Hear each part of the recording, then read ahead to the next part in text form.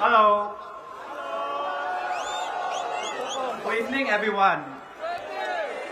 Thank you for being here today. Just some admin instructions before the rally starts. Okay, so sorry, the toilets in the school compound cannot be used. Okay, so the nearest portable toilets, they are actually at my 2 o'clock. Okay, you see the colorful bars over there? Okay, there are some portable toilets over there. So if you really need to use a toilet and you're willing to give up your coveted seats, okay, you can proceed there. Okay, second thing is if there is a lightning alert, okay, the rally will be suspended for your safety.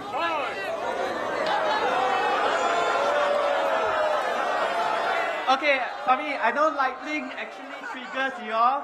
Okay, so sorry.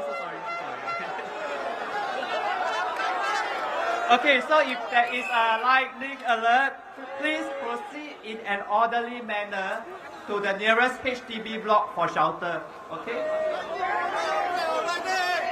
Okay, I know y'all don't like lightning. What do y'all like, Hammer! Okay, so I'm going to speak in Mandarin first for the benefit of those who are more proficient in Mandarin. OK， 大家傍晚好，谢谢你们的来临。在群众大会开始之前，请注意以下的2点。很抱歉，学校的厕所不可以用了。OK， 所以如果你要用厕所的话呢，你要去那个很 colorful 的 bus，OK， 那边有几个移动的厕所 ，OK， 你们可以用那边的厕所。OK， 第2点就是，如果遇到雷雨的天气的话呢，群众大会将暂停。OK， 没有 OK， 请有次序的前往最近的主屋楼下避雨，以确保安全。OK， 你有雨伞啊 ？OK，but lightning a bit dangerous 啦。Okay, so welcome residents of Punggol GRC, Sengkang GRC, and Jalan Kayu SMC, and friends and supporters from all over Singapore to the 3rd Workers' Party Rally for General Elections 2025.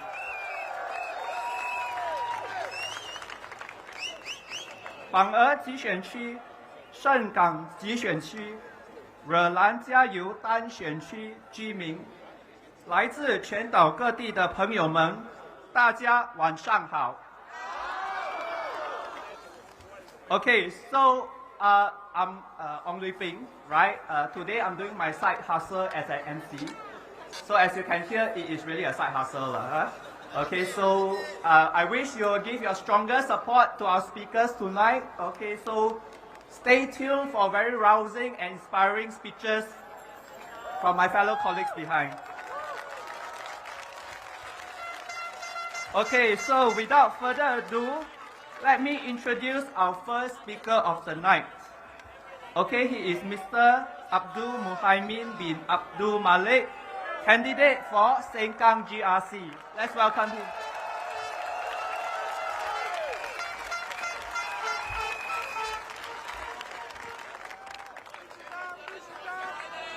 Good evening, fellow Singaporeans, and a warm hello to all tuning in. I am Muimin, and the Workers' Party candidate for Sengkang GRC. First and foremost, can I share a personal story? Yes or no? After 5 years of marriage, my wife and I decided we were ready to start a family. Praise be to God, we are expecting a little one soon. But why did it take us 5 years? It wasn't about the decision to have a child. It was about preparing ourselves for the challenges ahead. The rising cost of living, the pressure to plan for our child's future, work demands, and the responsibility of caring aging parents. Our story is not unique. Many younger couples today face similar challenges. For many, a pressing concern when starting a family is the cost. Right now, even preschool can cost more than your primary or secondary school fees. On paper, the fees might look manageable, but you also need to pay for milk powders, diapers, and the caregiving needs. It can be a stretch financially. Today, fee caps only apply to government-supported preschools, which serve only 65% of preschoolers in 2024. And what if these centers near you are full? You are left scrambling to find another one further away. That could mean extra cost, extra time, and extra stress. That's why the Workers' Party is proposing direct vouchers that parents can use at preschools of their choice. Families deserve more flexibility in choosing early education that fits their values and needs. Because every family and child is different. And speaking of different family circumstances, let's talk about stay-at-home moms. Currently, they don't get the same preschool subsidies as working moms. But are they really not working? They are working tirelessly to build strong families and a stronger society. They are caring for elderly parents, managing the home, and raising children full-time. This is why WP calls for these subsidies to be extended to all families.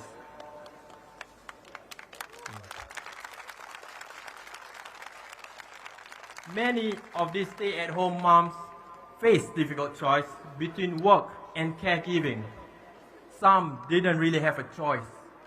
But what happened when they step away to be full-time caregivers? Many lose out, not just in income, but on subsidies, retirement savings, and career progressions. And they continue to lose out even when they are ready to return to work.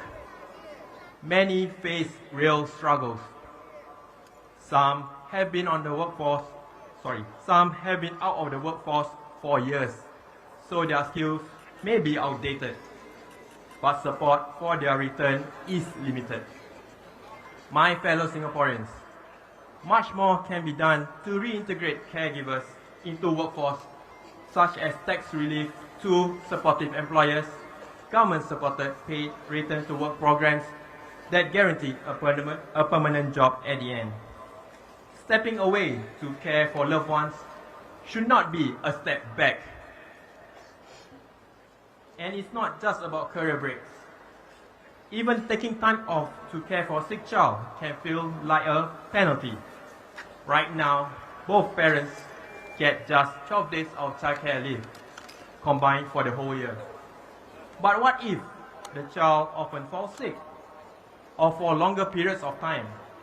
Do the parents step on unpaid infant care leave and annual leave?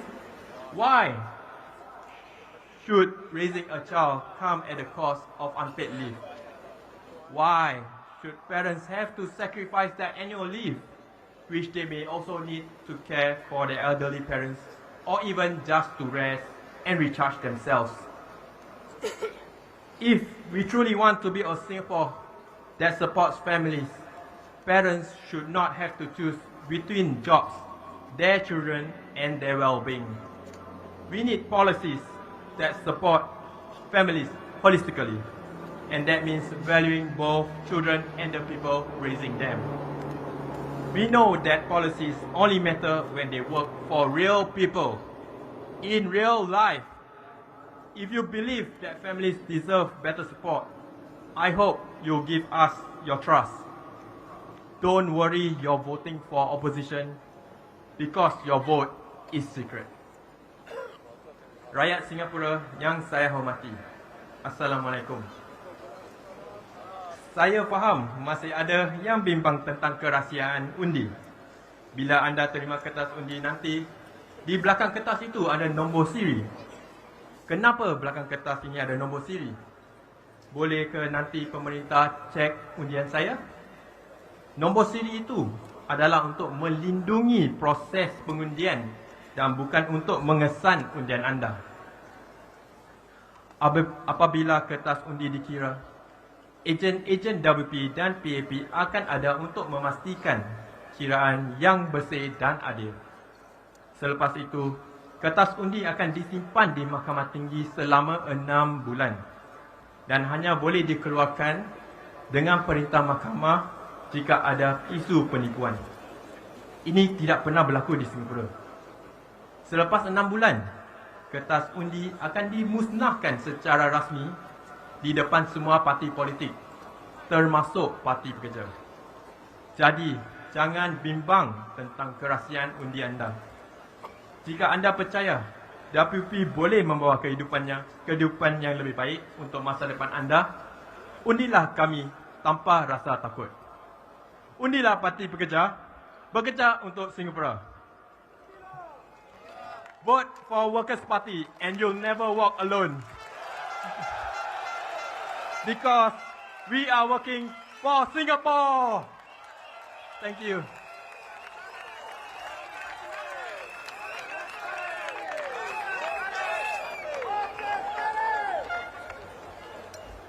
Okay, thank you, Muimin, for that very moving speech. Next up, we have a former keyboard warrior turned politician, Mr. Jackson Ming, candidate from Punggol GRC. Please welcome him.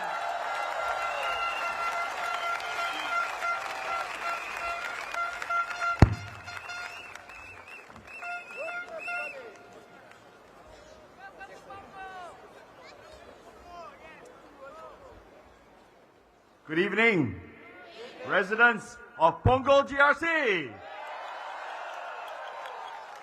It is so good to see so many of you here tonight. My name is Jackson, and I'm proud to be standing here with the Workers' Party. After my first rally speech, some residents told me that they liked my fire. But honestly, I know I come across as a little angry. I understand where they are coming from, but I will not apologize because I'm here to fight for all Singaporeans. And if I am angry, it is because I care. I care about how Singaporeans are treated, and I care about making things better for them. If you feel angry too, it is because you care, and you know we can be so much better. I'm not sorry that some people call me a stranger and say I'm not welcome here.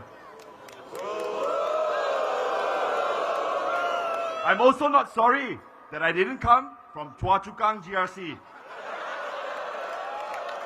Or that I'm special friends with Lawrence Wong. This is because Alia, Alexis, Harprit and I, we are a solid team.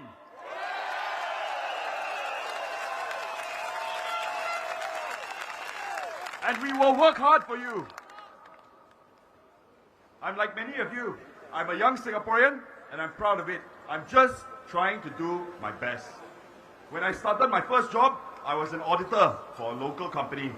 And let me tell you, I found out very quickly I didn't quite like the numbers. The real numbers are the long hours and the poor work-life balance. Many of you can relate to this even today.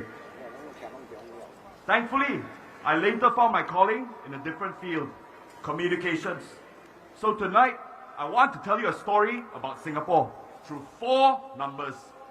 Because behind each number is a story. A story about ordinary Singaporeans, about growing inequality, about the squeezed middle class, and the rising desire for change, which I've heard loud and clear from all of you in the past week. The first number I want to share is 2.06. $2.06. That is the cost of a one-way trip from Punggol MRT to downtown MRT for a standard adult. For many of us, this is a cost we bear twice a day, 5 days a week, and sometimes even more. Over the past 5 years, public transport fares have risen over and over again. 4 consecutive years of fare hikes. And even though prices go up, reliability has not. Trains break down. They are overcrowded. You feel it immediately, the frustration and the exhaustion. Anyone who's tried changing lines at Serangoon or Bishan during peak hours knows exactly what I'm talking about. And the LRT here in Punggol, it is overcrowded, struggling under the weight of our growing population. We know this and we live this. This is why we are pushing for a national transport corporation, so we can reinvest profits back into you, the commuters. Ensure that there are cheaper fares, optimize our LRT and MRT infrastructure, and overall enhance services and transparency. The second number I want to share with you is 1055. $1,055. This is the monthly allowance for an NSF third sergeant. Sa Tiao. The number may vary slightly depending on your rank, but the message is the same. You obviously did not serve for the money. You served because it was your duty. You gave up 2 years of your life, and every year after, you continue to serve, balancing work, your career, your family, and reservist duties. So if you see Janil and Gan Kim Yong around, please ask them to tell you about their NS experience. I'm sure they will have something to share.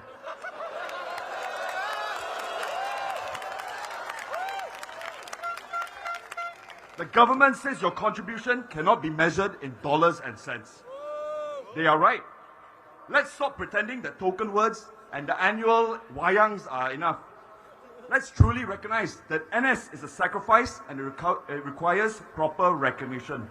At the very least, let us stop calling it an allowance and start calling what it should be, a salary with CPF contributions.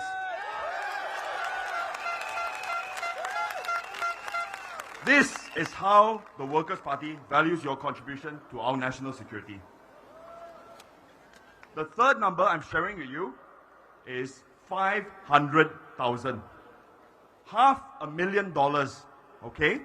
This is what more than half of Singaporeans believe it costs to raise a child up to the age of 21, according to the 2024 Singh Life Financial Freedom Index.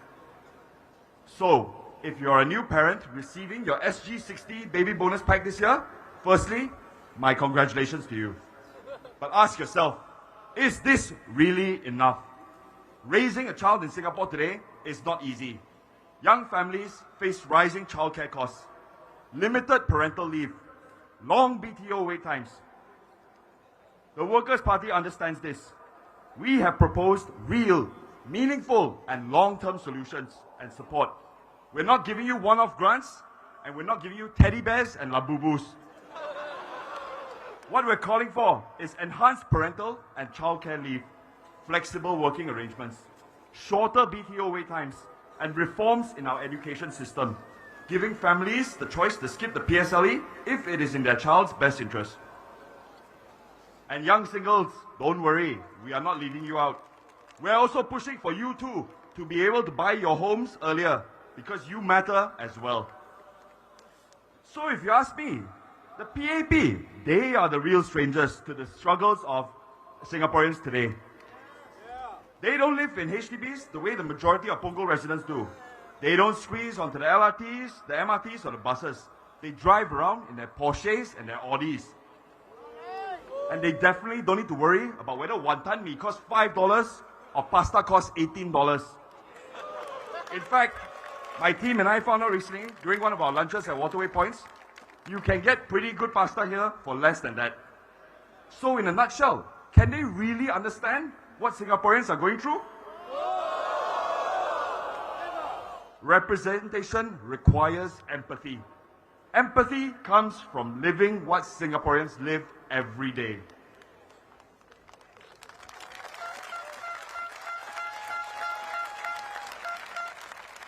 The final number I'm sharing with you is this: 61,780. I'm going to say that again. 61,780. This is not a dollar amount. It is not a statistic.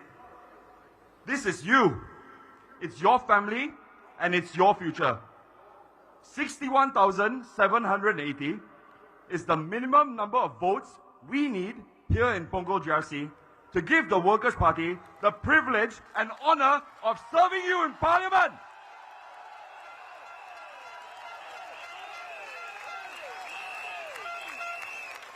This number represents your voice, your hope, your desire for a better future.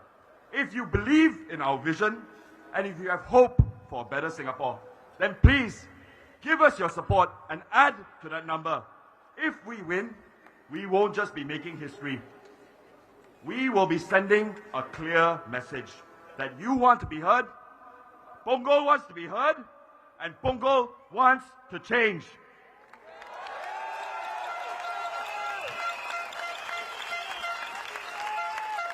So please remember this number, 61,780. Whatever you do, make your vote count and make your voice heard. Vote for the Workers' Party.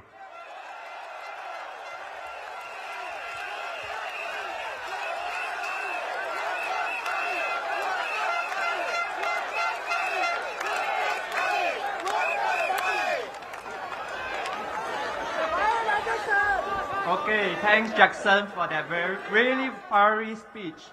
Okay, so as a psychologist, let me give you a professional advice. Okay, so if you are angry, you can take 3 deep breaths and then tell yourself, vote Workers' Party, working for Singapore. Okay, next up, our third speaker, Mr. Kenneth Kyong, candidate for Aljunied GRC. Please welcome him.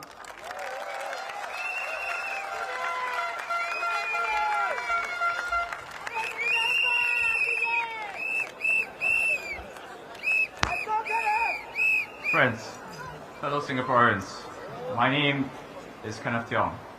I am running to be a Member of Parliament in Aljunied GRC. Today, I want to speak about why I stand here with the Workers' Party. I founded the Workers' Party, a group of Singaporeans who are driven by ideals. The people of this party are not here for titles, positions, or material benefit. They are Singaporeans like you and me, who give their precious time and sometimes even their own money, purely because of what they believe in. The possibility of a better Singapore. The belief that Singapore deserves a real choice.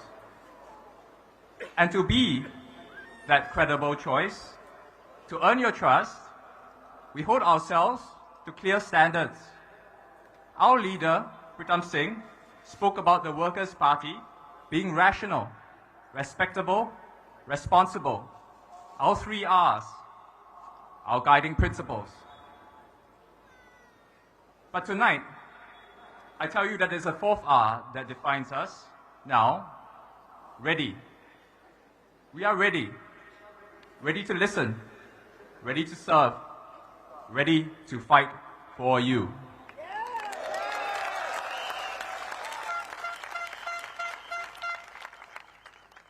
That's why I'm proud to stand with this party.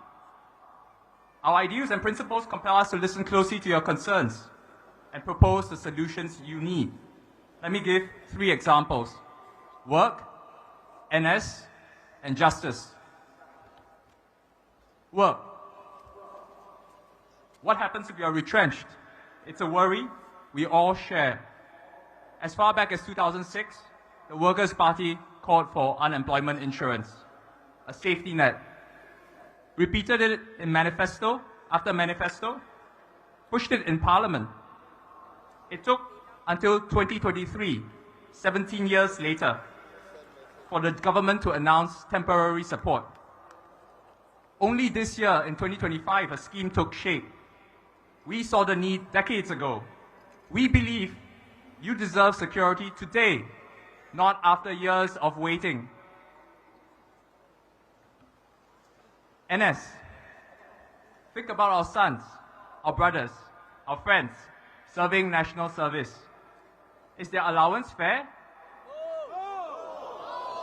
Does it meet the rising costs we all feel? My colleague Gerald Giam didn't think so. In 2023, he demanded better. Months later, allowances went up.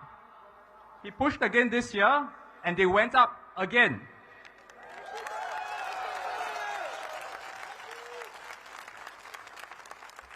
Why? Because defending our nation deserves fair compensation. It's common sense, it's what's right. And what about justice? Should your access to a lawyer depend on how much money you have? He Ting Ru and Sylvia Lim said no. They called for fair access for everyone. That same day, the government acknowledged the need and moved for a public defender's office.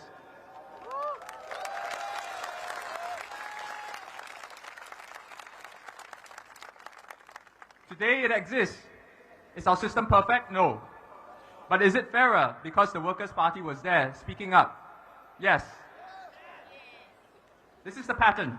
We listen to your concerns, we research, we propose solutions, often years before they become popular or even common sense. We bring a voice to Parliament, we push, we persuade.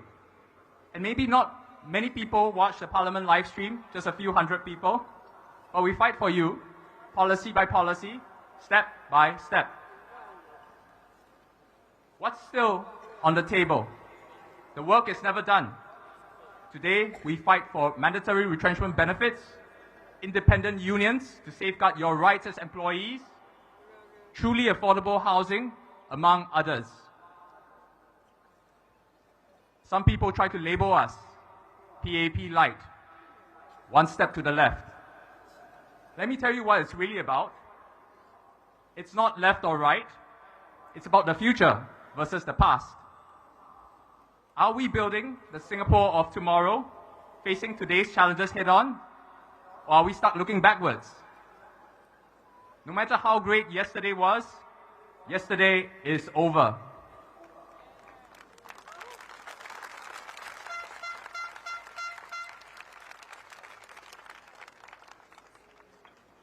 The Workers' Party has our eyes firmly on the future because you, the people of Singapore, are in our hearts. So when they call us PAP light, I say maybe they've got it backwards. Maybe the PAP is WP late.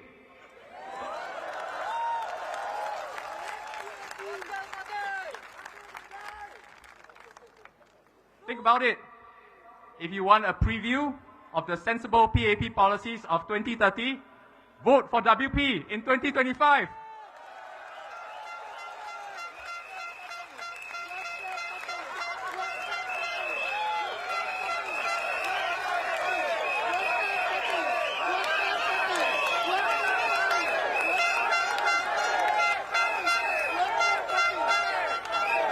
Get those policies 5 years earlier, when they actually matter for the challenges you have right now. Now, you hear the PAP responding, digging through archives, saying, oh, we mentioned that idea in 2008, or we needed time to study. Friends, they talk about study time. 17 years for unemployment support. While they studied, did your bills wait? Did your family struggles pause? Whatever label they put on that long process, the undeniable outcome for Singaporeans was delay. Friends, that cost of delay is paid by you. Ultimately, whether they admit it or not, whether the final policy is a perfect copy or slightly different, our relentless push on unemployment support, on NS pay, on getting justice for scam victims, forced them to act. It delivered progress. It made a difference in your lives. That is the outcome we fight for. The outcome for Singaporeans that matters. So why wait? Why wait for a delayed, watered-down version of a good idea? Why settle for policies playing catch-up? You deserve leaders who don't just monitor, but act. You deserve solutions that are fresh, relevant, and address your life today. The cost of living, the pressures, the dreams you have for your family. You deserve a party that is ready. Ready to represent you, ready to shape a better future starting right now. So this GE, make your vote count. Vote the Workers' Party. Vote for the party that is always ready to work for Singapore. Thank you.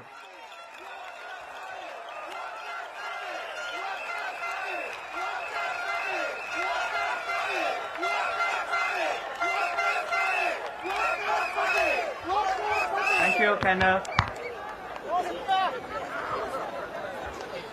Okay, just an appeal before the next speaker. For those seated in the middle of the field, can you please stand up? Please stand up. Those seated in the middle of the field. Yes, middle. Yeah. Okay, stand up and take a step forward so that your fellow Workers' Party supporter at the back can move forward. Thank you very much for your cooperation.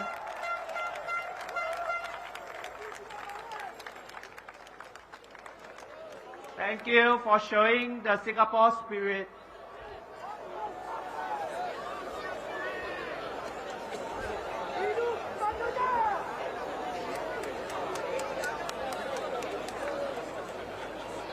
Okay, please be careful, stay safe. Just move forward slowly.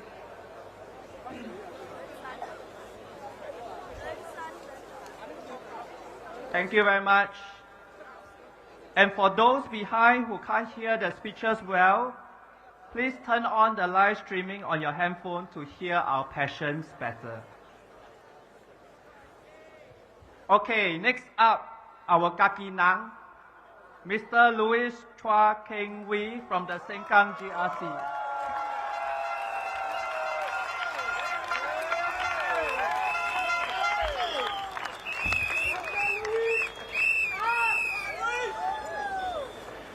Good evening, voters of Sengkang GRC, Punggol GRC, and Jalan Kayu SMC. First, I wish to say thank you to every Sengkang resident who has given me your support and the WP Sengkang team your support since the last election. Thank you for your courage. Thank you for your trust. And today I stand before you again because our work is not finished. We need to keep pushing for a fairer Singapore, a more livable Singapore, and to do this, we need your support to keep opposition voices and WP MPs in Parliament.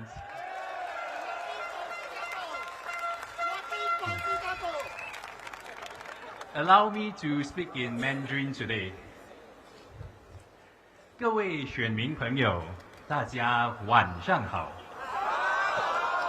我是工人党盛港集选区的候选人蔡庆威。今天我要谈一谈市政理事会的事宜。5年前，盛港集选区根本不存在。5年前，工人党刚刚接手盛港，必须在疫情下建立一个全新的市政理事会，并且合并2个完全不同的市政理事会和管理团队。更糟糕的是，当时的2家管理代理公司又不肯续约，是不是很耳熟啊？好，我尽量了哦，还谁啊？所以我们的团队必须直接接管市政理事会。虽然我们面对一波又一波的挫折，我们始终没有想过放弃，因为我们在2020年答应了嵊港居民，不管你们当时把票投给谁，只要是嵊港的居民，我们一定会为你打拼。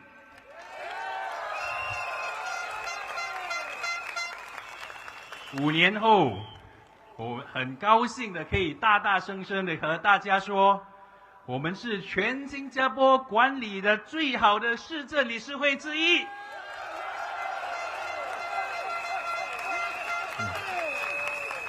在市政理事会的管理报告，英文是 TCMR 的运营报告中，我们的市政清洁一直获得绿色评级，我们的设施维护也一直获得绿色的评级。当然，我们的电梯服务也一直获得绿色的评级。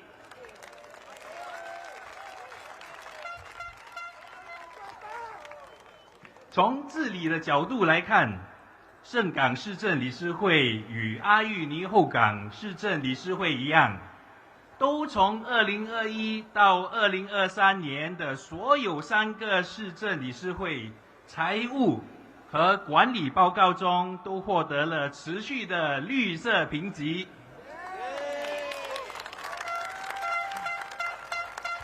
在这3年，嵊港市政理事会也是全新加坡16个市政理事会中，仅有8个完全没有违反市政理事会法或市政理事会财务规则的市政理事会之一。所以当 PAB 政府恐吓你说，如果你把票投给工人党，你们将会付出代价，你们就不会有盖走廊，你们的物价就会大跌，这些都是假的。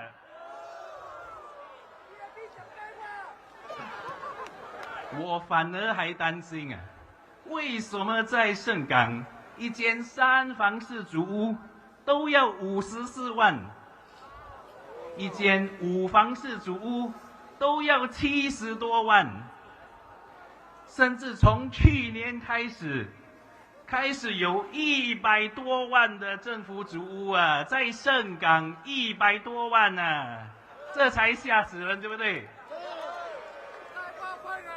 所以Jalan Kayu的选民，你们不必担心，如果我的同事刘宇阳成功当选，嵊港市政理事会有信心可以把你的市政管理得好。毕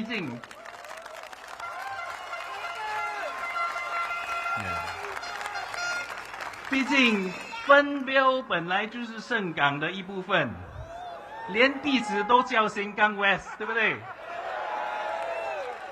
同样的呢，榜儿的选民，你们也不必担心，因为我们工人党有着34年管理后港的经验，14年管理阿育尼选区，和在嵊港设立了5年的市政理事会。那让我以方言简单的跟大家总结一下，好吗？其实呢是真简单的事啦。阮工人党永远会为新加坡人打拼，因为阮做的每项物件，拢是为着你啦。各位選民，你哋唔使驚。你哋都冇咩好驚，等我哋繼續為你服務。所以條招話啦，唔使賣站嘛，知冇？成間幫個嘅Jalan Kayu嘅雙面，你外勢放心，請到工人黨一票，感謝大家。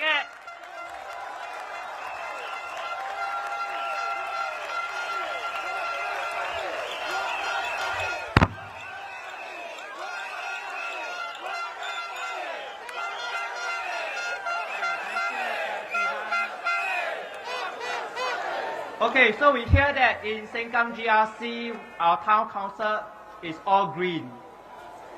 But for Punggol and Jalan Kayu SMC, we want to turn them from green to... Yes, okay, so next up, we have Siti Alia binti Abdul Rahim Mata, candidate from Punggol GRC.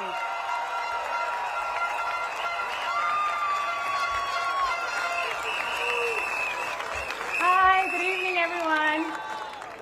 My name is Alia Matar, and together with my teammates Jackson, Alexis and Harprit, we are a solid team running for Punggol GRC. When I graduated from law school, I went into litigation. After 2 years, I decided this was not for me.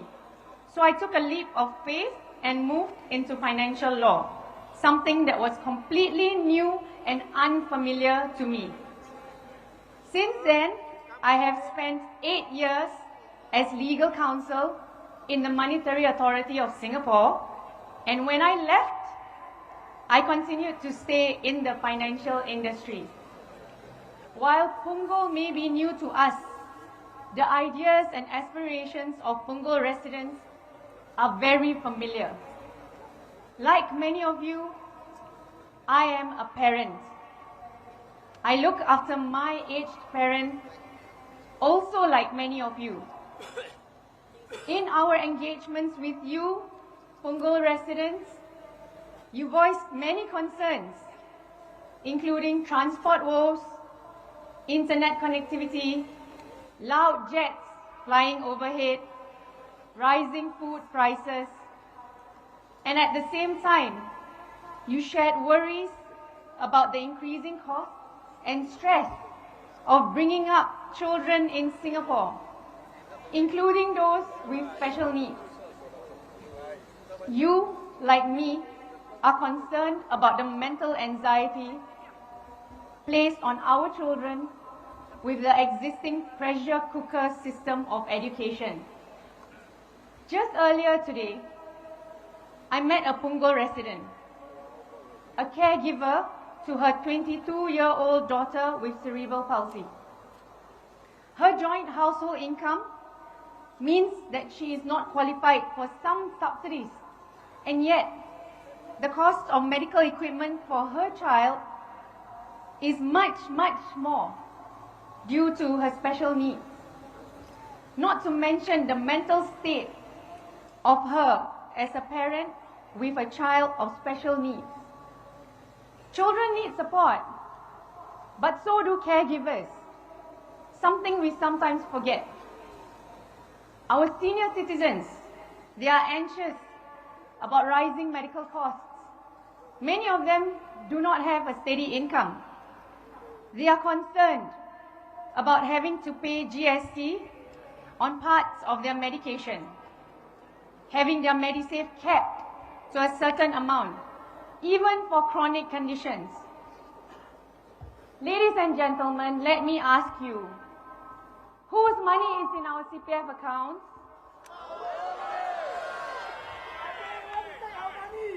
Whose money is in our Medisave accounts?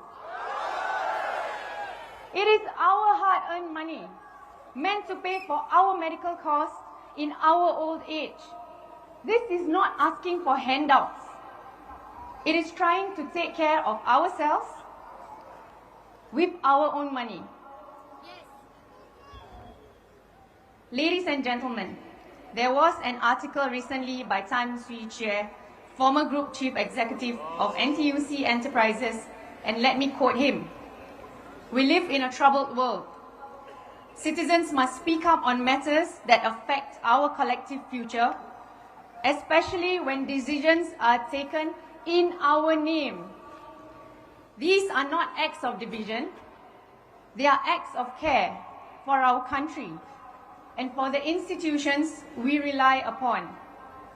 We keep hearing the term behind closed doors, that heated debates and discussions had already taken place behind closed doors, that some people have friends in higher places where they can ask for special help, even for national programs apparently. Is this right? Can you accept this? This is our nation. We are the stakeholders.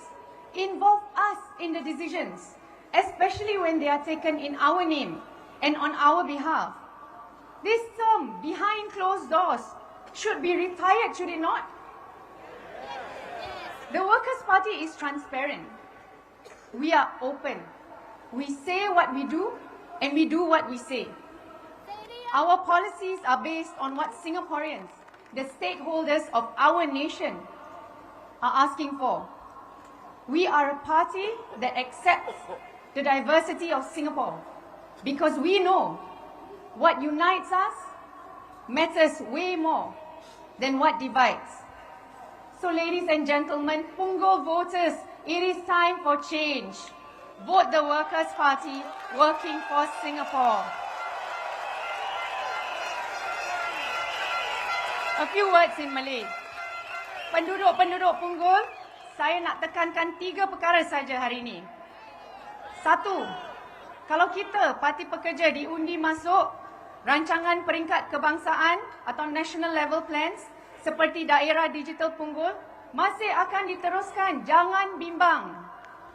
Rancangan peringkat kebangsaan adalah untuk semua, bukan hanya kawasan tertentu. 2, kalau kita Parti Pekerja diundi masuk, kita akan adakan platform-platform untuk berbincang dengan penduduk Punggol GRC sendiri untuk memahami apa yang perlu dibuat dan diperbaiki. Jangan takut, jangan bimbang. Parti kita ada banyak pengalaman dari tim Hougang, tim Aljunied dan tim Sengkang. 3, dengan Parti Pekerja, kita tak perlu bincang-bincang belakang tabir. Kita tak ada kawan-kawan yang berpengaruh yang kita boleh meminta bantuan khas untuk program kebangsaan. Kita akan sentiasa berbincang dengan anda. Kita akan membawa suara anda ke Parlimen. Parti Pekerja Telus, kita sentiasa terbuka. Kita akan sentiasa bekerja sama dengan anda. Berilah kami peluang untuk menjadi suara anda. Undilah Parti Pekerja, bekerja untuk Singapura. Terima kasih. Thank you.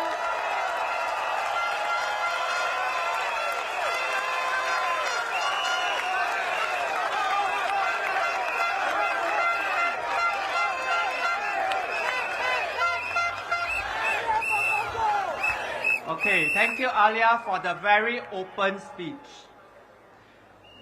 Okay, good evening, everyone. We are currently at maximum capacity for this rally site.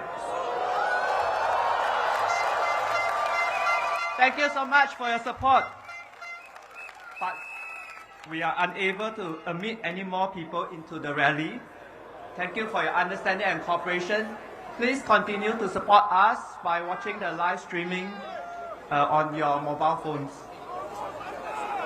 Okay, next up. Okay, our very own Opa,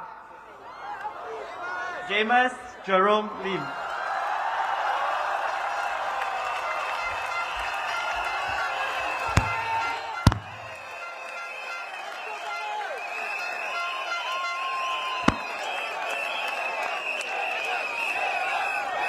Good evening to our 200. Thank you.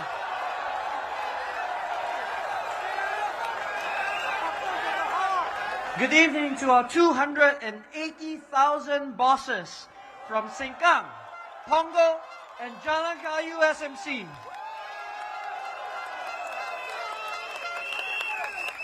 The past few years have not been an easy time for Singaporeans.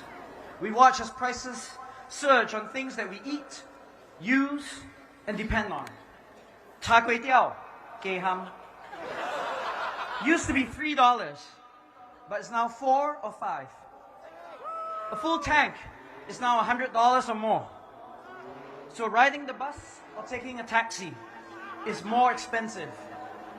Bills from the electricity company, the tutor, the doctor are all up. Good luck finding your own place or upgrading with million-dollar HDB flats.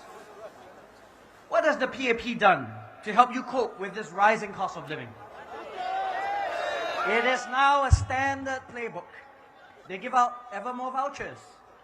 More SG60 vouchers, CDC vouchers, GST vouchers, USAVE vouchers. For companies, it's also more of the same. More tax breaks, more tax relief. Many Singaporeans rightly judge that such measures are short-term, address only the symptoms, and hence deeply unsatisfactory. We would rather lift ourselves up than to feel patronized and dependent on the system where we need handouts. These may be necessary in emergencies like COVID-19, but the continued dependence on them suggests a problem with the system itself. Reducing the burden of regulation and taxes is surely welcome, especially for struggling small businesses. But to keep coddling rich multinationals cheapens our country's value proposition. What is worse, the government has only added fuel to the flame of rising costs. They insisted on raising GST in 2023, when inflation was already raging and when there were easily other sources of revenue available. They've been slow to release more vehicle quotas, even in a low-volume year, thereby allowing COE prices to escalate to as much as $150,000. And they're stubbornly stuck to a land pricing formula that embeds the price of land into public housing valuations, effectively passing on the potential bubble in land prices onto resale HDB flats. But the PAP seems to have no better ideas on how to address these problems other than more handouts and more vouchers. High cost of living aren't just because the world at large has experienced post-pandemic inflation. High cost of living in Singapore are as much a homemade structural problem, demanding structural solutions since they were manufactured by the PAP.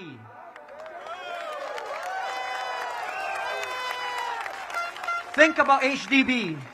Conceived in good faith, it served our nation's housing needs for more than a century. But owning our homes is now a juggling act, a balance between affordable housing, enough returns for retirement, and having a roof over our heads. Like any juggling act, however, these balls will eventually come crashing down. These competing goals are fundamentally irreconcilable, and the way the government has tried to square the circle has been to give ever greater grants and subsidies to new homeowners. But this fosters a rentier mindset. People buy and flip, cashing out after the MOP. Yet speculation breeds more speculation, since sellers know that the government will make up the shortfall. The M&D budget gets redder and redder. But apparently, this is prudent policy, whereas pricing land less is raiding the reserves. And high land valuations don't just affect the prices of our homes. Costly land means high rents, and high rents are killing our companies.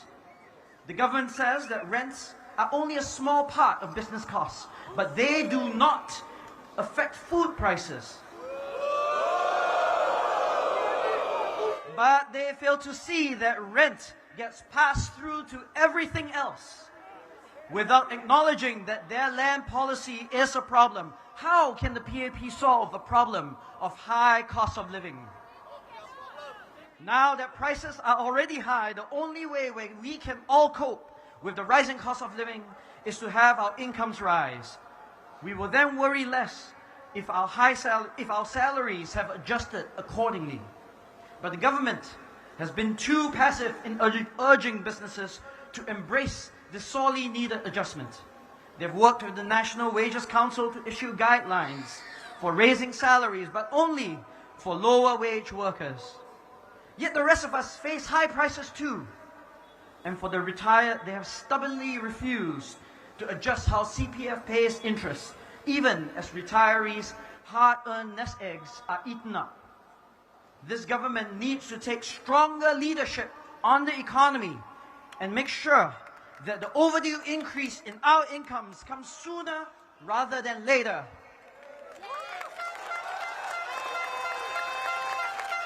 The decades and decades of parliamentary supermajority that the PAP has enjoyed has bred policy complacency, intellectual stagnation, and unimaginative thinking. This is no longer your father and my grandfather's PAP.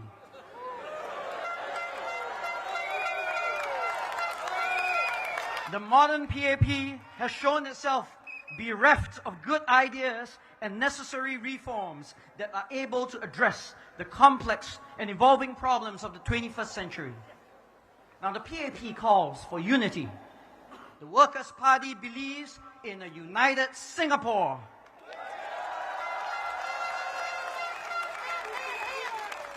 But we cannot, we must not blindly unite in voting for the PAP. If we did, we will be trapped with the same old ideas and lack of diversity needed for problems that demand permanent structural solutions. Some have suggested that the PAP is trying to conjure up the politics of fear to scare voters into choosing a safe harbor in turbulent times. But my fear is more a parliament dominated by only one way of thinking and looking at the world, which will only mean disaster for the future of our country.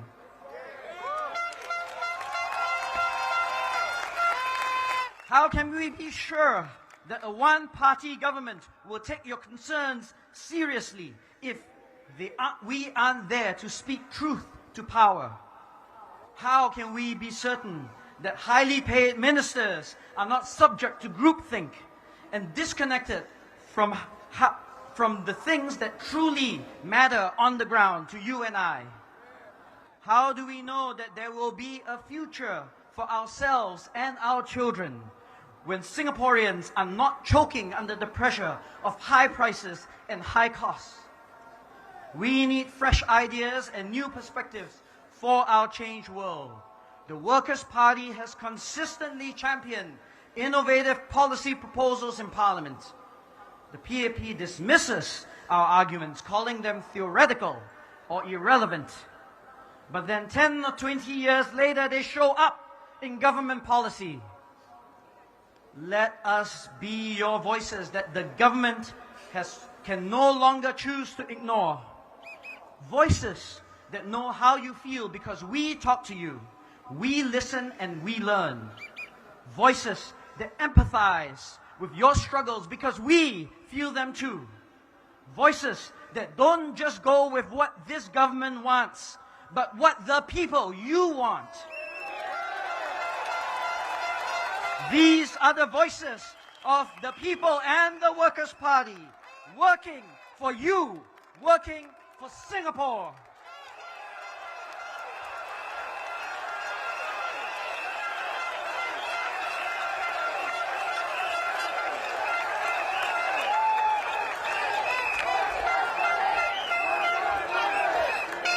Okay, thank you, Jamus. Next up, a candidate who is no stranger to all of you. Our very own Alexis Deng Yuan, candidate for Punggol GRC.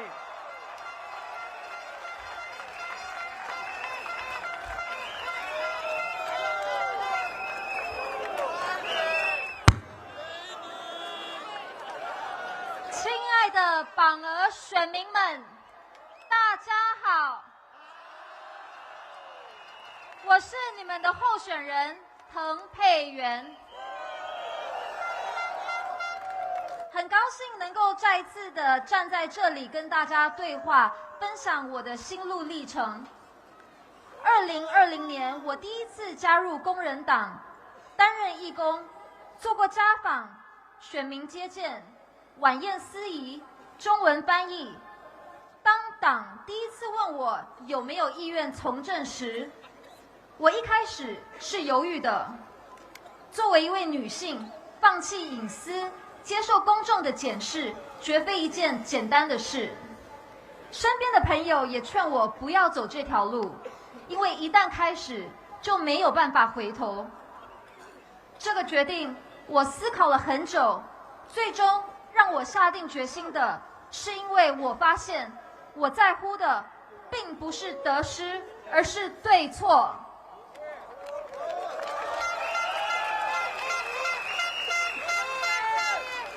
对我来说，跟随本心，实践价值观，努力创造一个更美好的社会，就是一件正确的事。很多人问我，如果想为民服务，为什么不加入执政党，走一条康庄大道？为什么要选择工人党，走一条崎岖小路？今天，我想用这5年来作为义工的感想、所见所闻，回答大家。我看到的是，在这繁荣表象下，贫富差距扩大，弱势群体对梦想的无能为力。我看到的是年轻学子过早背负起对未来的焦虑，孩子们在课业压力下流泪挣扎。我看到的是执政党高枕无忧，而工人党议员在巨大压力下依然坚持信念，一家一家的帮助居民。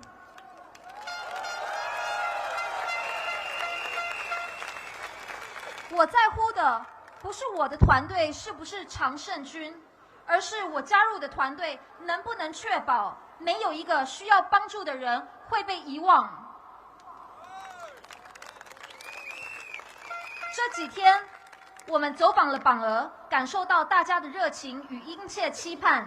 我们听到的诉求很实际：婴幼儿托管、幼儿园、运动设施、乐龄活动空间不足、巴士路线少、网络信号弱、有盖走道不完善，这也包括学校内走道，而不仅仅是严副总理所说的，因为榜儿拥有很多的绿地。如果工人党有幸赢得选举，我们将会第一时间着手改善这些问题，复制阿育尼以及盛港的优质市政管理经验，确保榜儿居民的生活品质有增无减，让政府已经规划的新项目顺利推进，不受干扰。此外，我们也将继续在国会中为大家发声，推动切实减轻民众负担的政策，包括1. 为基本生活用品取消消费税，缓解榜额的高食品价格压力；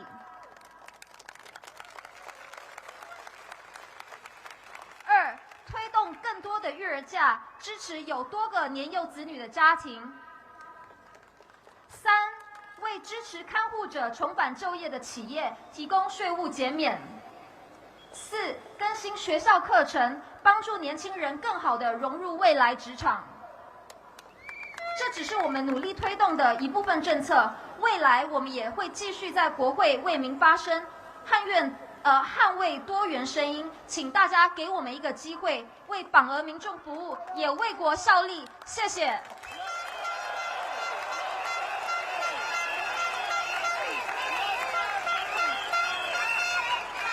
Okay, I'll use English to speak a few words now.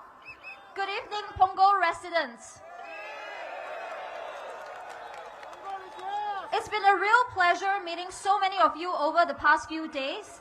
We are truly humbled by your warmth and honesty.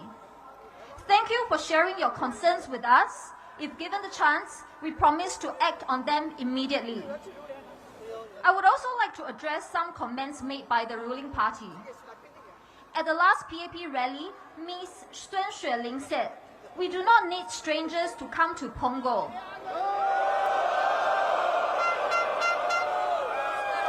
May I ask, is she referring to DPM Gan Kim Yong too?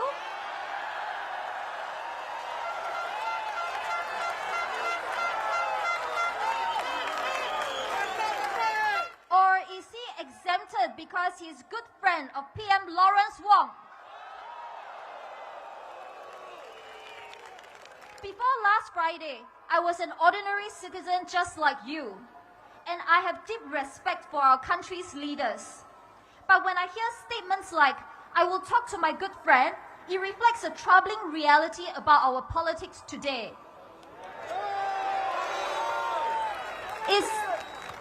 Is this the kind of leadership that we want to endorse? Is this the political culture we want to pass on to our children? Where success isn't about fairness, but about connections? In another speech, our retiring DPM Heng Swee Keat said, look at countries that have diverse parties. What do? They talk. Nothing gets done. But why are we only comparing with countries that falter? Why do we assume Singaporeans aren't smart enough to chart our own unique political path?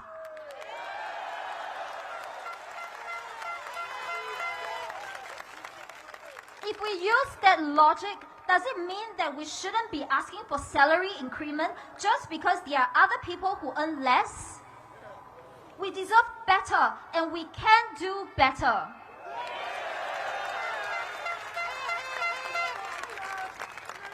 In GE 2020, PAP parachuted DPM Heng Swee Keat into East Coast GRC.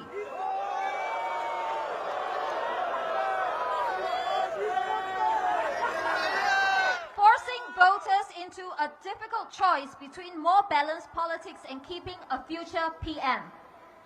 East Coast voters made that sacrifice. But where is East Coast plan today? Is he even our Prime Minister now?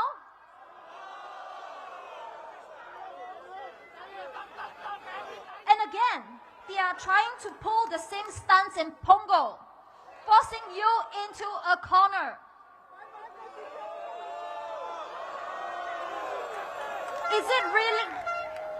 Is it really that wrong to want a more balanced parliament? If we allow this tactic to succeed again, make no mistake, it will be repeated at the expense of all Singaporeans.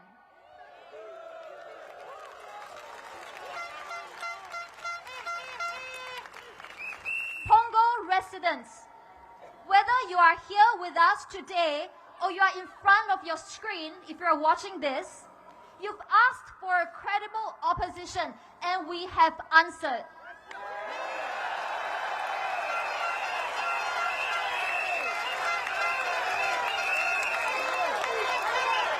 We have fielded a very good team here, a solid team.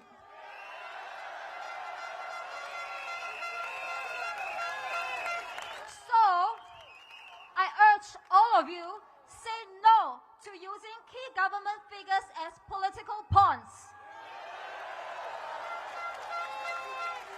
Say no to being forced into difficult choices when all we want is progress. Say no to falling for the same trick twice because we deserve better. Harprit, Jackson, Alia, and I have stepped up for you. Punggol residents, it's now your turn to step up for all Singaporeans.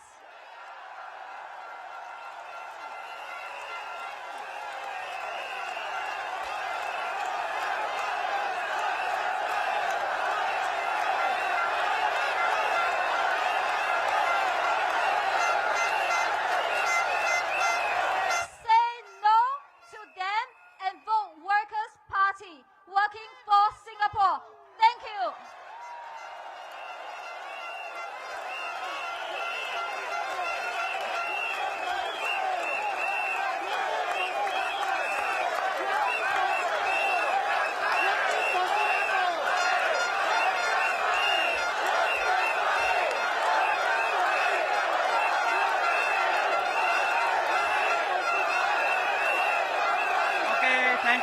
Thank you for the support.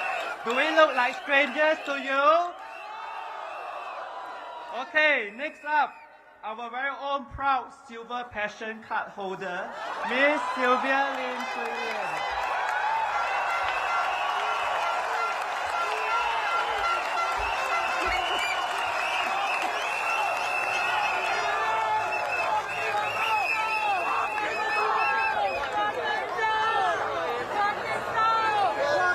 Good evening, fellow Singaporeans.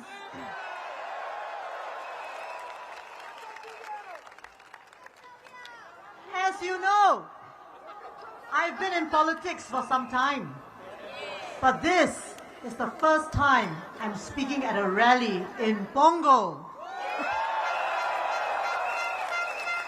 And the air smells good.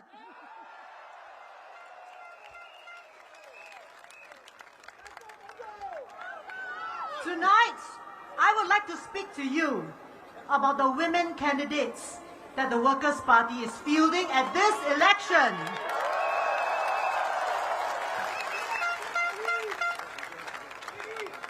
Being an opposition candidate in Singapore is a high-stakes, high-risk activity.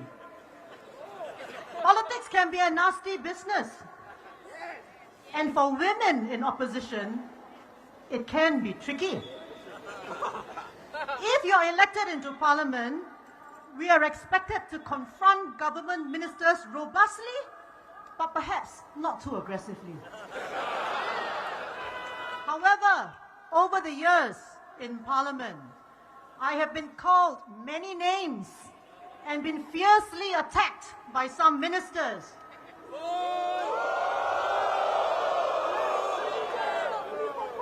But I fought back with everything I had.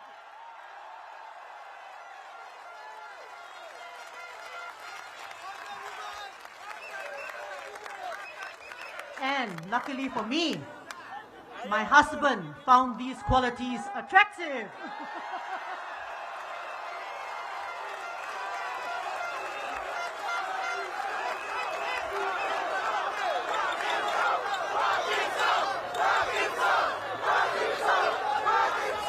I hope he's come back from his dinner. My friends, we need women political leaders and women representatives in parliament, especially in the opposition. This is necessary to ensure that our policies for Singapore are more balanced and sustainable. There are many studies that show that countries where people are the happiest also tend to have relatively more women in political leadership positions. Citizens of these countries feel confident and secure because the countries tend to prioritize social outcomes such as work-life balance, health, and supporting those in need. After the general election in 2011, I spoke at the opening of Parliament. I called for the government to measure whether its policies have resulted in happiness, well-being and contentment in Singaporeans. I recall being mocked for it by the PAP ministers and backbenchers. But today, this is becoming more and more accepted as international best practice. So what is the Workers' Party doing about empowering more women in politics? My friends, it was 22 years ago that I was elected as the chair of the Workers' Party. 22 years ago.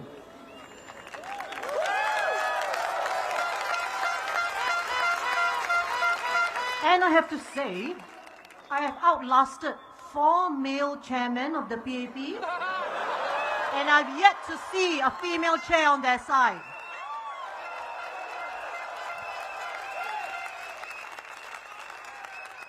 Next, we try our best to find capable female candidates to stand for election.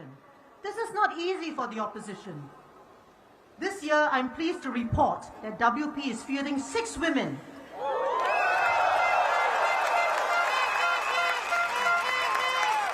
Tonight, right, I would like to share with you why I think they are women of substance who will speak up for you fearlessly and defend your interests in Parliament.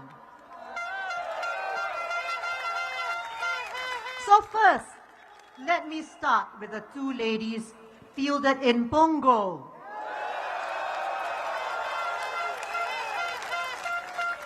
First, Alia Mata.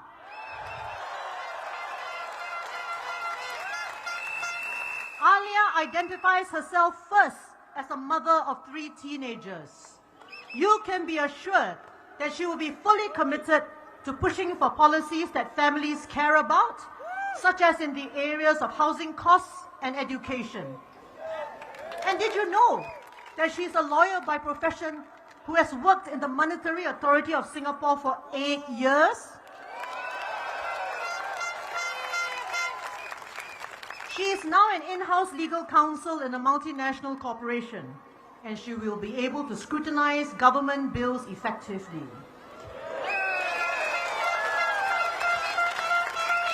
The second lady for Punggol is Alexis Deng.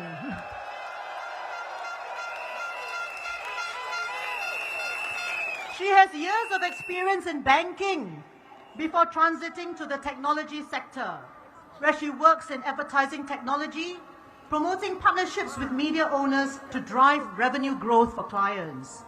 She's effectively bilingual, as you saw, in English and Chinese, and spent her childhood abroad due to family circumstances. As a young Singaporean, she will be able to share the concerns of many Punggol residents and push for change in areas affecting young families and singles.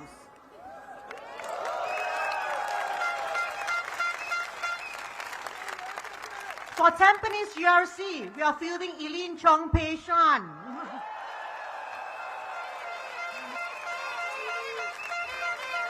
She was a diplomat with the Singapore Ministry of Foreign Affairs for 7 years and has a good understanding of regional and international affairs. She's now working in the philanthropic sector, seeking to bring about positive outcomes in early childhood development, education, and youth mental well-being. If she's elected, she will be able to handle both domestic and foreign issues.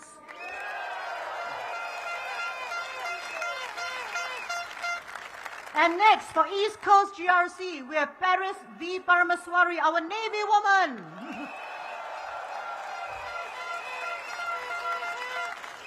She rose from the ranks in the Navy, worked in insurance before joining the US Navy in Singapore as a security administrator. Besides being a wife and parent, she knows what it is like to obtain a degree through part-time studies, just as many of you are doing. With a strong spirit of volunteerism, she has worked with people who have taken life's hard knocks, such as crime victims and ex-offenders. Paris will contribute her rich experiences to Parliament if she's elected.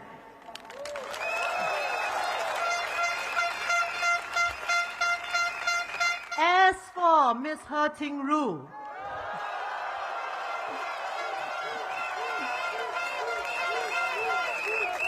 who was MP for Sengkang for the last 5 years,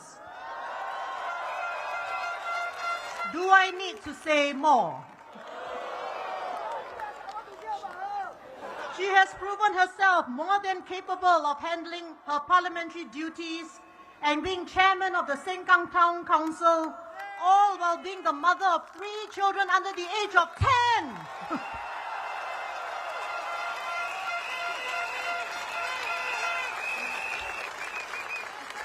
And for Aljunied GRC, you still have me. So my friends, looking at our slate of female candidates this GE, all I can say is, Mama Bear here is proud.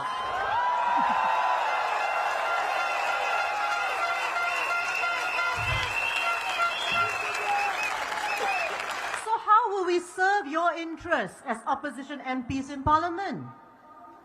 We want Singapore to succeed.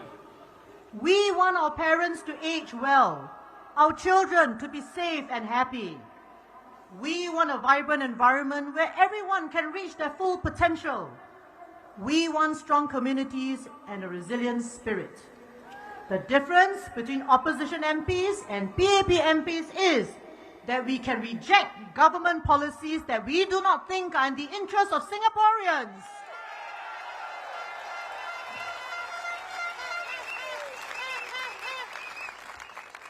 My friends, let me end on a broader and more serious note. In my 20+ years with WP, I can confidently say that this batch of our candidates, both men and women, is the most promising batch that WP has fielded.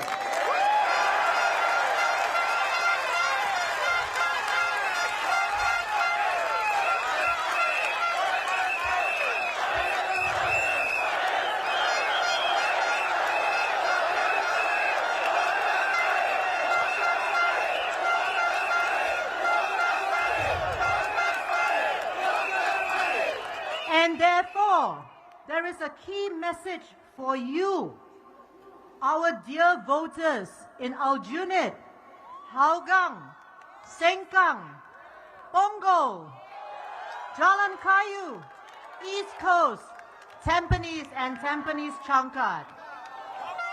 If these candidates do not get elected this time, there may be no next time. The electoral boundaries may change.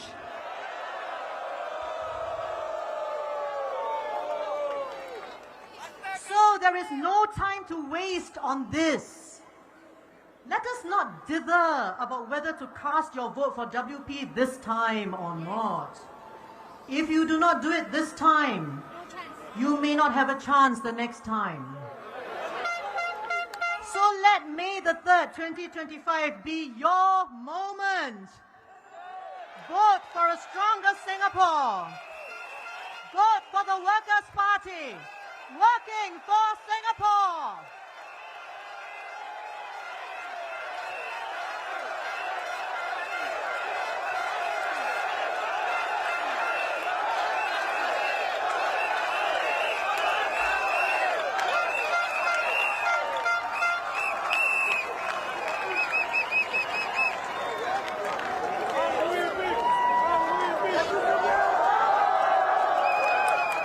Let me ask you this. Are you happy with the PAP? Are you happy with the Workers' Party?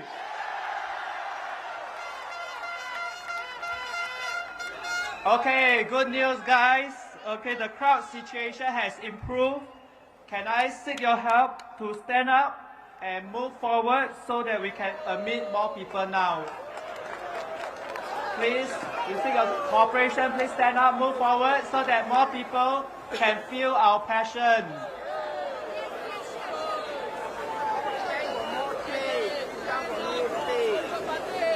Okay, please move forward slowly. Please be safe.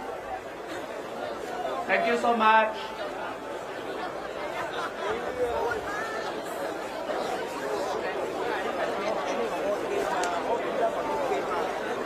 Standing got no space, sitting got no space. Thank you. Thank you for showing the Singaporean spirit. Please move forward, but please be safe.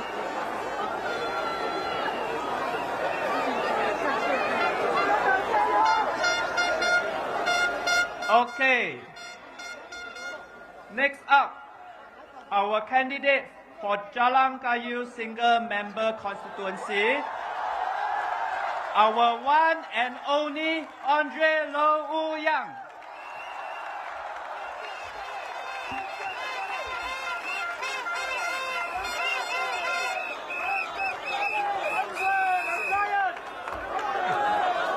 Thank you. I may be short in stature, but I hope I can rise above. All right. Good evening, my friends, my neighbors.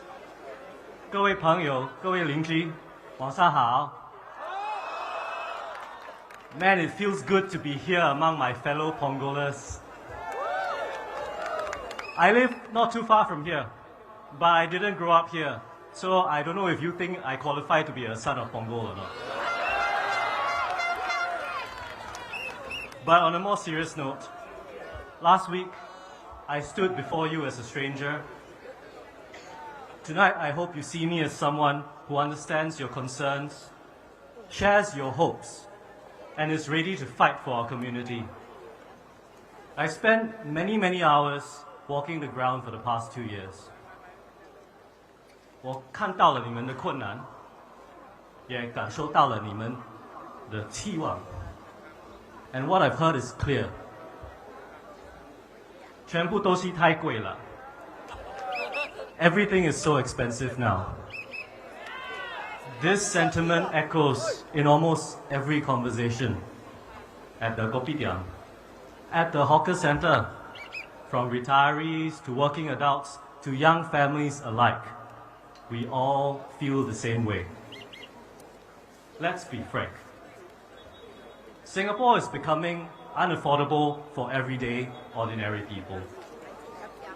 现在的新加坡，物价越来越高，日子越来越难过，新加坡人的生活负担越来越重。买菜、电费、水费。大巴士、大地铁、看医生，这些基本的生活开销都在上涨。But you know what frustrates me the most? It's when I hear the ministries tell us that, oh, actually, inflation rate is falling.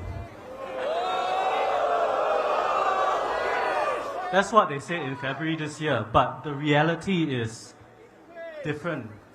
You and me on the ground, when we go to the supermarket, do we see our prices falling? I didn't think so.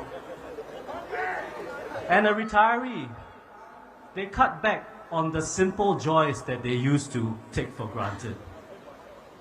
我们辛苦了一辈子的长辈，退休后，他们是否可以享受一个舒服的生活呢？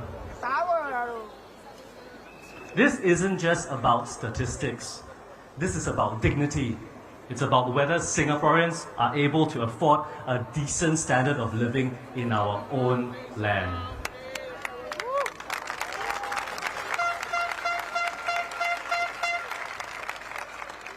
The Workers' Party has consistently opposed the GST hike. You know, we're not against taxes, but because GST hits lower and middle income households the hardest. That 2% increase might seem trivial to those in ivory towers, but for many it's the difference between comfort and anxiety. We propose exempting essential items from GST. Basic food items, utilities, medicines, textbooks and school supplies. We want tiered pricing for utilities. Lower consumption means lower rates. This benefits smaller households, our seniors and pioneers, and those who conserve resources and look after our green earth. Why should ordinary families have to pay the same rates as those who live in GCBs and black and whites, with wine cellars, lifts at home, and multiple aircons running 24/7. 这公平吗？这合理吗？ Housing remains the biggest expense for most Singaporeans. The financial burden is there for the youngest, and if they don't have a stable roof over their heads, how can they even begin of thinking of starting a family? Wait times of 4 to 5 years for BTO flats. When did this become the norm? When did this become acceptable? In 1989, the wait time was just 2 to 3 years. The government has finally admitted there is a problem. But what is their solution? Recalibrating. That's a new one for you. To have more flats with wait times under 3 years. Under 3 years? That is their optimistic goal. Shouldn't that be the ceiling, the maximum, not a goal to aspire to?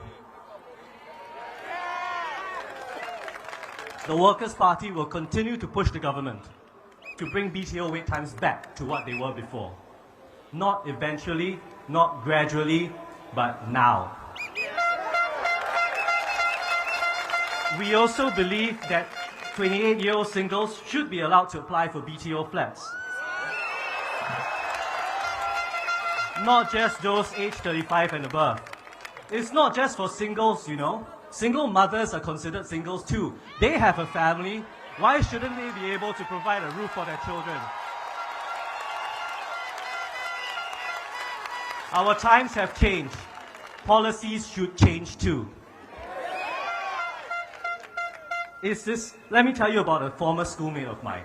She's 34 years old this year, just like me. She earns a good salary. She's single. She wants independence. But if she wants a BTO, by the time she has a roof over her head, she'll be pushing 40. Is this the Singapore we want? Where hard-working adults don't have the dignity of their own space until they are 40 years old? 这是我们要的新加坡吗? These are not just isolated policy proposals. They represent a fundamentally different vision of Singapore. A fresh perspective, new ideas. The PAP believes in trickle-down prosperity. Keep the economy growing and everyone eventually benefits. But that's not happening anymore, is it? Our GDP grows, but many Singaporeans feel like they've been left behind. We, the Workers' Party, we believe in an economy that works for everyone, where prosperity is measured not just by GDP, but by whether ordinary people can afford to live well. And this is why the Workers' Party is proposing a national minimum wage. $1,600.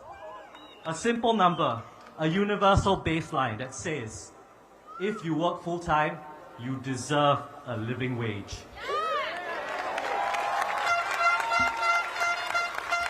But I stand before you tonight with not just words, but with a commitment to work. If elected, I will push relentlessly for these policies in Parliament. I will be your voice when decisions affecting your livelihoods and futures are made. I have no doubt my opponent is a good man.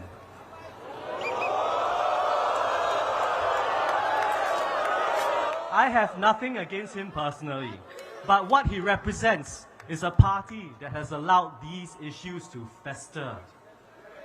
A party that raised GST twice during a cost of living crisis. A party that monitors while housing prices spiral beyond our reach. My friends, on the 3rd of May, you have a choice. You can vote for more of the same, or you can vote for representatives who will fight for a more affordable Singapore. For a Singapore that truly supports families, for a Singapore that truly cares about its people. 我们会为你们争取更公平的政策，让每个家庭过更舒服的生活。我是刘宇阳，我是惹兰加油的候选人。I'm Andre Lau, your Workers' Party candidate for Jalan Kayu SMC.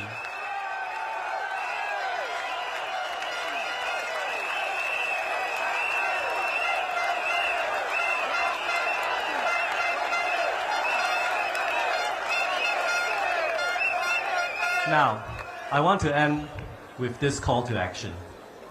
Over the past week, a string of PAP prime ministers, past and present, have lined up to ask Singaporeans for a strong mandate.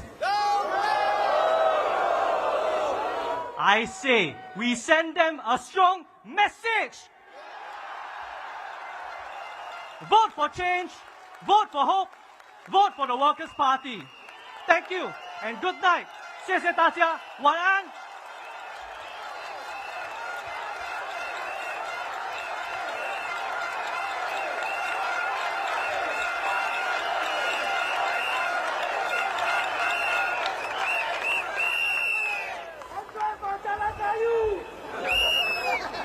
Okay, my fellow Singaporeans, let me ask you this. How do you get the PAP to press the lift button to take the lift down from their ivory towers? You vote for the? You vote for the? You vote for the? Thank you. Next up, our very own harpoon to the heart of PAP, Harprit Singh.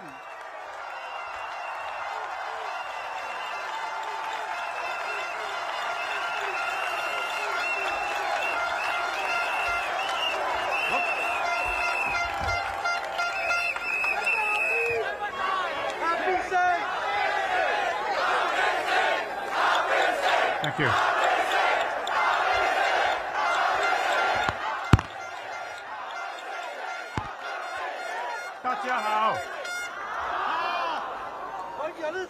Hào不好？吃饱了吗？很好。聽日我係打淡薄條蕉嘅。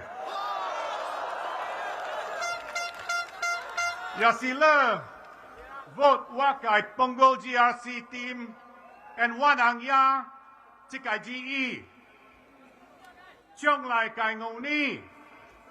特工，我能去使打條蕉嘅。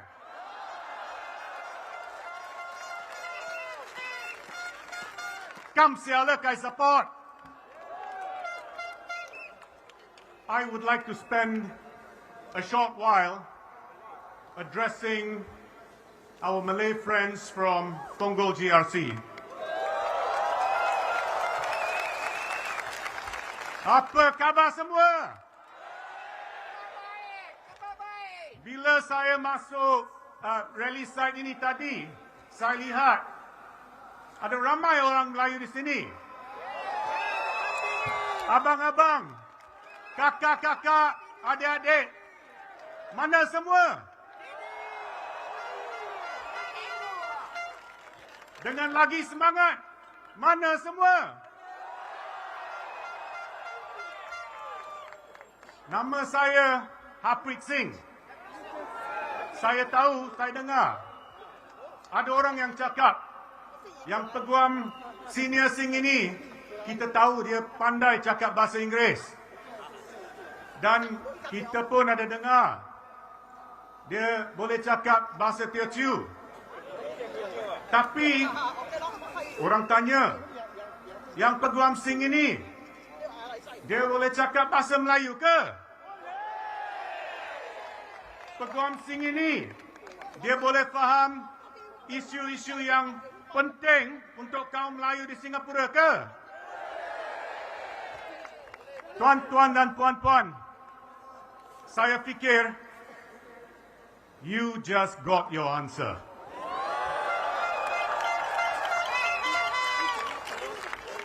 Isu-isu seperti rising cost of living, education, keadilan, itulah isu-isu yang saya dan Parti Pekerja nak lawan. So that anak-anak kita semua dapat hidup yang lebih kualiti dan gembira daripada sekarang. Kita perlukan support atau sokongan anda dalam GE yang akan datang ini. Mudah-mudahan kita dapat shape satu Singapura yang lebih hebat daripada sekarang. Jadi, undilah Parti Pekerja. Undilah Parti Pekerja. Vote for the Workers' Party.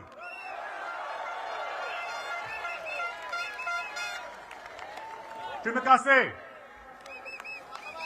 My fellow Singaporeans, I want to move on to my speech in English.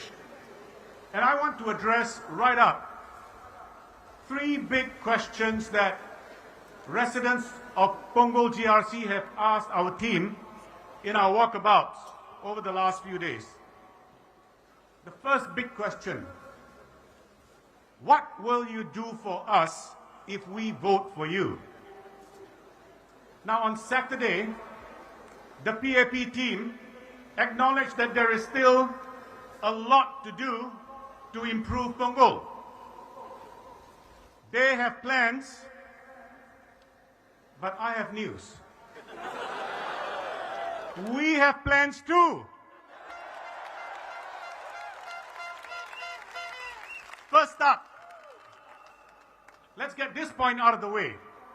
It is important to understand that the national level plans, such as the Punggol Digital District, those are going to continue regardless who is voted in. Those are national plans. For example, if voters in East Coast GRC vote our team there in, the construction of Terminal 5 Changi Airport is not going to stop. Anyway, that was never part of the East Coast plan. Second, the difference will lie in the way your constituency and Punggol GRC is run. Let me explain that. We, if we are elected, will take over the town council and we will run it effectively and as best as possible.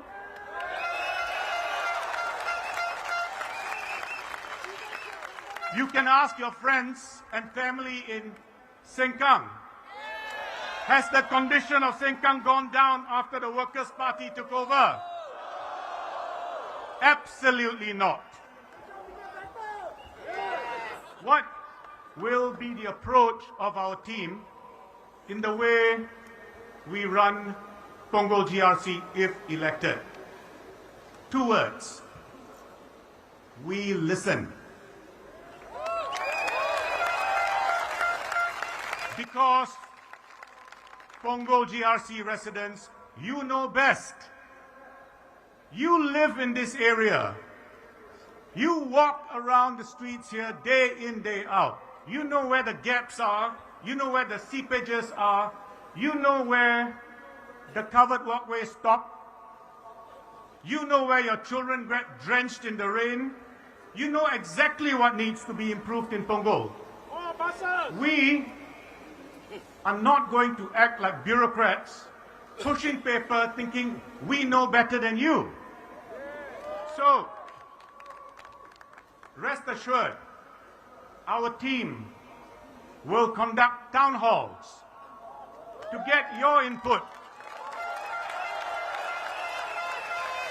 We will use other platforms and forums to get your input, including those online. Rest assured, you will drive the agenda for what needs to be done in Punggol, and we will be your servants.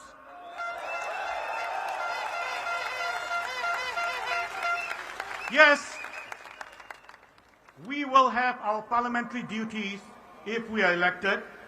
There will be national issues to speak about, both concerns of residents in Punggol and our fellow Singaporeans.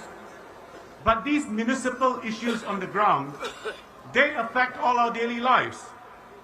And our team will give them equal attention. We will do that. Now let me make this other point. The PAP team on the other side has 3 office holders. They have busy jobs downtown, but we will be here for you, listening and acting.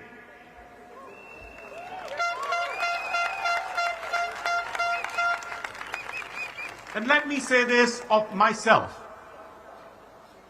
I have publicly said this, and I repeat this commitment to you, voters of Punggol GRC. If elected, I will give practically all of my time to you.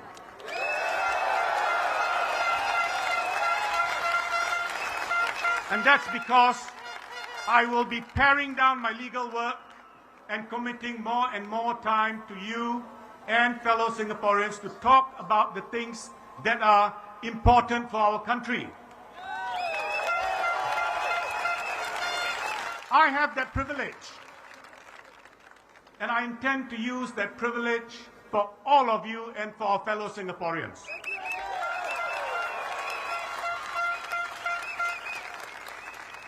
So you will have certainly my undivided attention. Now, the beauty of it is this, Punggol GRC voters, if you vote our team in, Singaporeans save not one, not two, but 3 ministerial salaries.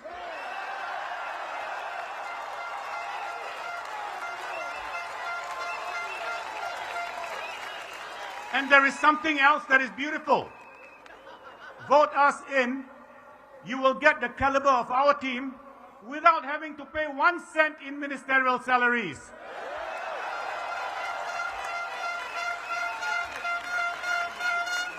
And if we are voted in, I would like to say this to DPM Gun's good friend, the Prime Minister and Finance Minister.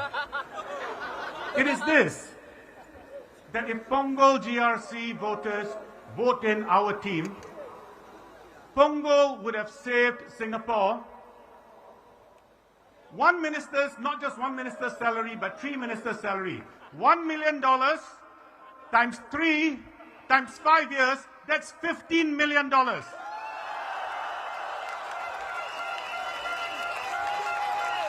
Now, so you vote in our team, Singapore saves $15 million. Please, Mr. Finance Minister, Mr. Prime Minister, return some of that to Punggol. Because that $15 million was not raised but through GST or other taxes. It is brought to Singapore by the voters of Punggol GRC. And the only right and fair thing to do is to use some part of that to build covered walkways and everything else that Punggol residents tell us is a priority to be done. So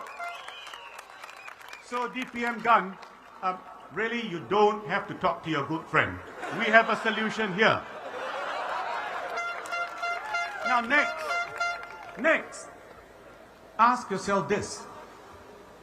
If the PAP is so confident that they have won the trust of Punggol residents and delivered, why did they have to parachute in DPM Gun at the very last minute?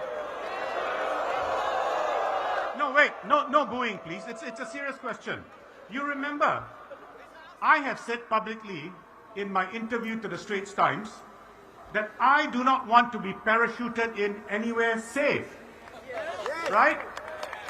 Now, I have searched all the news reports, and I have not found anything, any report where DPM Gun has said, I am sick and tired of this safe Chua Chukang GRC, and I want to be parachuted in somewhere unsafe.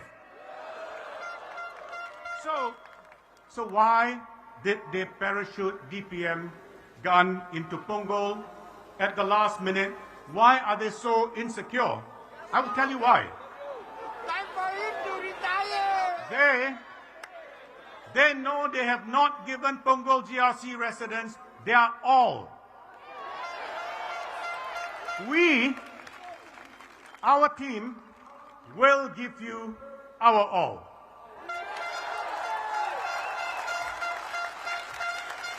Also, Mr. Gan Kim Yong has said that he will speak with his good friend, PM and Finance Minister Lawrence Wong, on funding for more walkways. Now, let me understand this. What was Senior Minister Teo Chee Hean doing 20 years when he was helming Punggol GRC? Was he not good friends with the Prime Minister?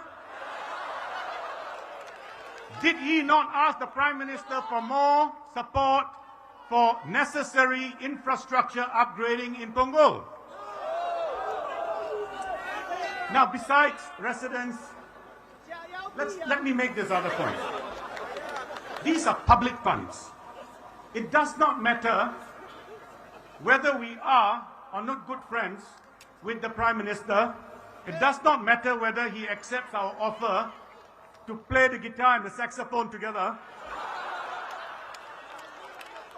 If the infrastructure is good for residents, we too can ask for it, and that money must be provided because it is your money.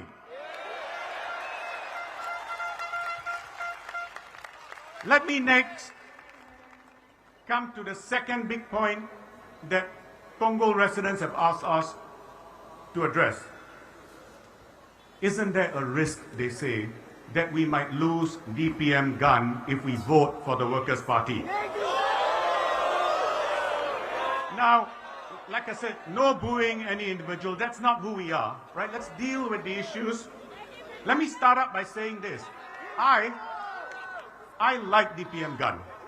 We have met on the ground several times during this campaign, and he's a very pleasant person. But the question to ask is, who put DPM at risk in Punggol GRC?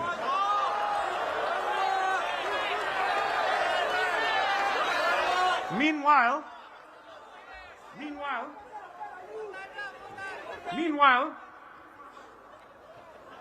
Mr. Victola is coasting in Ang Mo Kio. Let me tell you, there is really no worry about DPM leaving because he is 65 years old and has candidly admitted initially he was not keen to accept the DPM role. So we can thank DPM Gun for his service, but he reflects the past, not the future. Second, DPM Gun can still continue to contribute to Singapore even if he's not a political office holder. Remember Mr. Ng Chee Meng? You know, the government can make two roles available for Mr. Ng Chee Meng and DPM Gun after this election, and they can keep each other company. Third, this election is not about whether you have senior office holders in this GRC, it's about the future direction of this country. The PAP has lost their bearings, and let me explain why. Just a few days ago, Mr. Lawrence Wong said or warned against voting more opposition MPs because he said that will mean an additional wealth tax to those living in private estates and landed property. You know, I cannot imagine a statement that is more out of touch with what is happening on the ground and the anxiety of Singaporeans. Singapore's inequality has skyrocketed, and the Prime Minister is practically saying to everyone, vote for the PAP so the rich in private estates and landed property do not have to worry about paying more from proposals on increasing the wealth tax. When the Prime Minister or the PAP warns about more taxes for landed property owners, you know who they're worried about. It is not you. That is what I mean when I say the direction is completely wrong. Now, the responsible who are rich or the responsible rich in Singapore know that inequality is a threat and we need to address it. The Workers' Party will address it. We will speak up boldly for ordinary Singaporeans. Now, let me next say this. What is critical for us on the other side is fair politics and accountability. A lot has been said about the Allianz deal. Mr. Ng Chee Meng was head of NTUC at the time, and he saw no problem with it. Make no mistake, he dropped the ball. We now know that DPM Gun also had a role in the transaction because he was chairman of MAS, the regulator ultimately deciding whether to approve this transaction or not. Mr. Tan Swee Chee has now written an open letter to all residents of Punggol GRC asking serious questions of DPM Gun. So let me say this to DPM Gun, and I say this respectfully. DPM Gun, will you answer Mr. Tan Swee Chee's questions?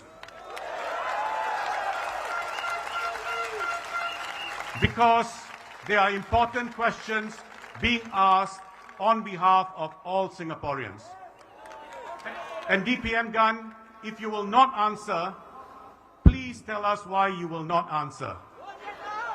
Because this is about accountability, and real leadership never fears scrutiny. It welcomes it. So let me very quickly wrap up my third point. Will there be instability if you vote the opposition? The answer is no. Make no mistake, in this election, the PAP will be returned to power. Mr. Lawrence Wong will be Prime Minister. He will be supported by the civil service, and President Tharman is there as the final check. And you will have a strong, loyal opposition, one loyal to Singaporeans. That, my friends, that does not weaken Singapore. That makes Singapore stronger. True stability comes from confidence, not from controlling 90% of Parliament. Now, your vote is going to be an important signal to the government. They will be looking at two things. What is the PAP's vote in this election? Will it go below 60%? And if so, how much? 58, 57, 56? And they will be looking at how many more GRCs and SMCs does the Workers' Party and other opposition MPs secure. That is your strongest message to the government about what they need to do. Use that power.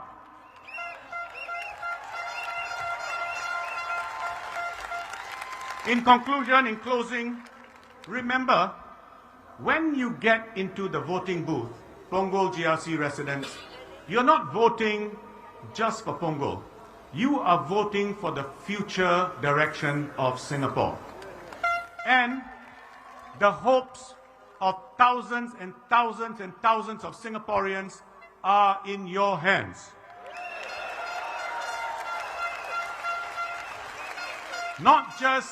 And you'll be voting not just for present generations, but generations unborn who will thank you if you open up Singapore to the Workers' Party with a stronger presence in Parliament. It's a huge, huge privilege you have. You can shape history. You can bend it in a more positive direction. Don't miss this opportunity. The time for change is now. Bless you all. Vote Workers' Party.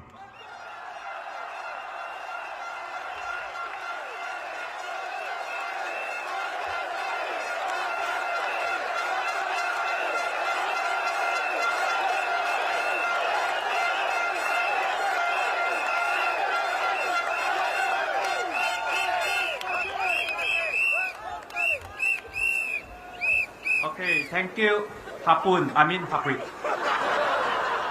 Okay, next up, our SecGen and a leader for all Singaporeans, Mr. Pritam Singh.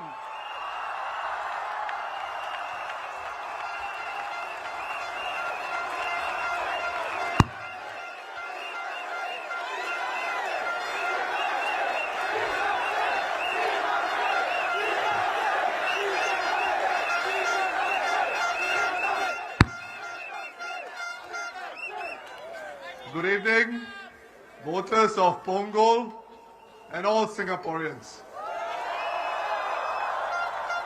Have you been affected by the super fast rising cost of living.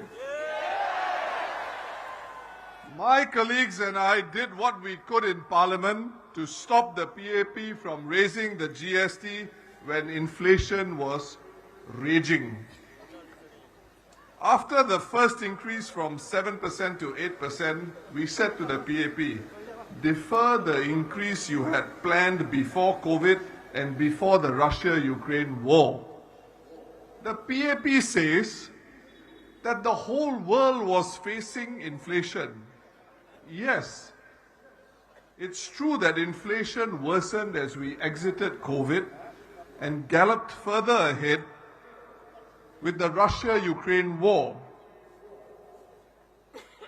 But which ruling party anywhere in the world increased goods and services taxes when the winds of inflation were raging the strongest?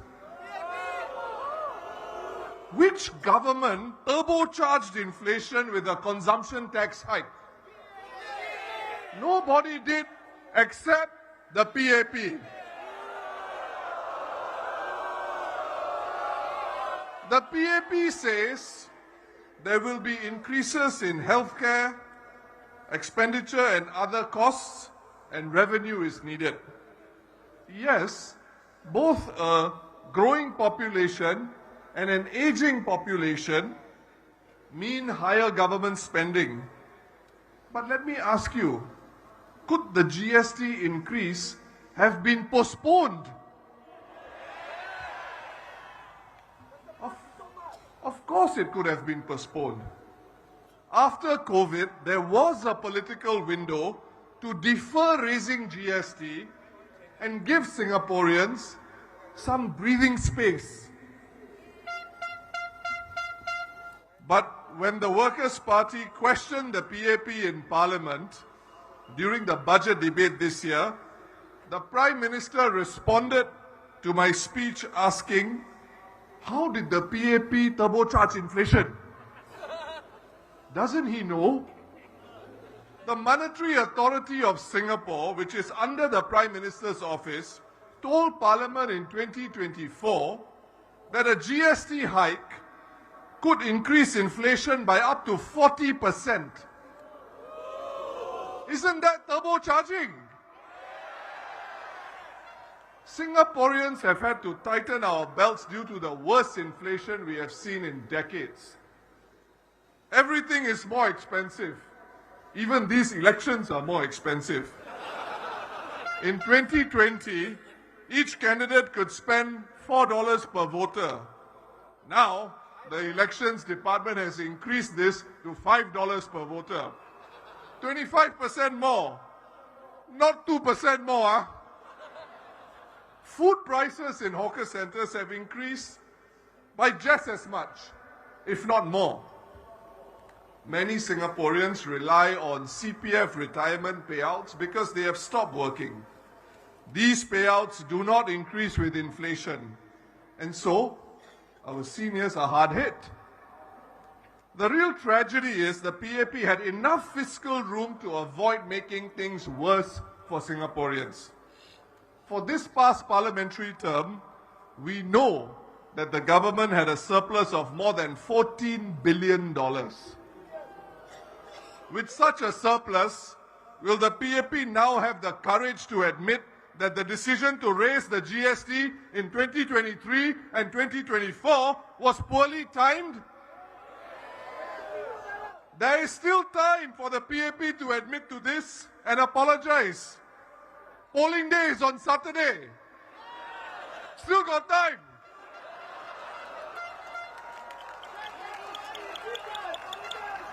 I said in Parliament that only the PAP can answer to Singaporeans why it raised the GST when it did. We are still waiting for a sensible answer. Because all the surpluses for this term, as per our constitution, have been locked up in the reserves and cannot be used for current spending. After the PM questioned where the turbocharging on inflation was, one of his ministers said, we can debate about the best time to have a GST hike. But my fellow Singaporeans, we do not need to debate this. A political party which claims it has the back of Singaporeans should not worsen cost of living pain by increasing GST when inflation is already raging. No government in the world will do this if it has got the back of its citizens.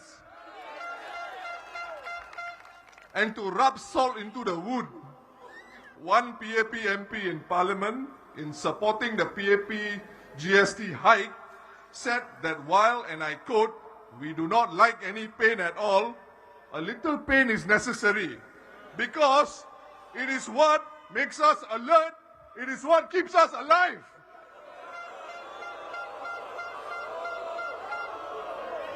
Singaporeans are asking, why did the PAP have to inflict more pain on us?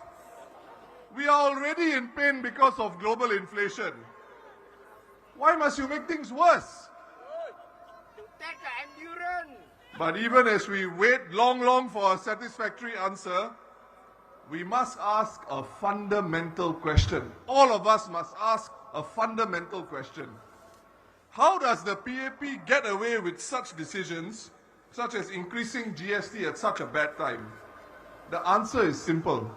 The political pressure that it faces from elected Workers' Party MPs is not enough for now.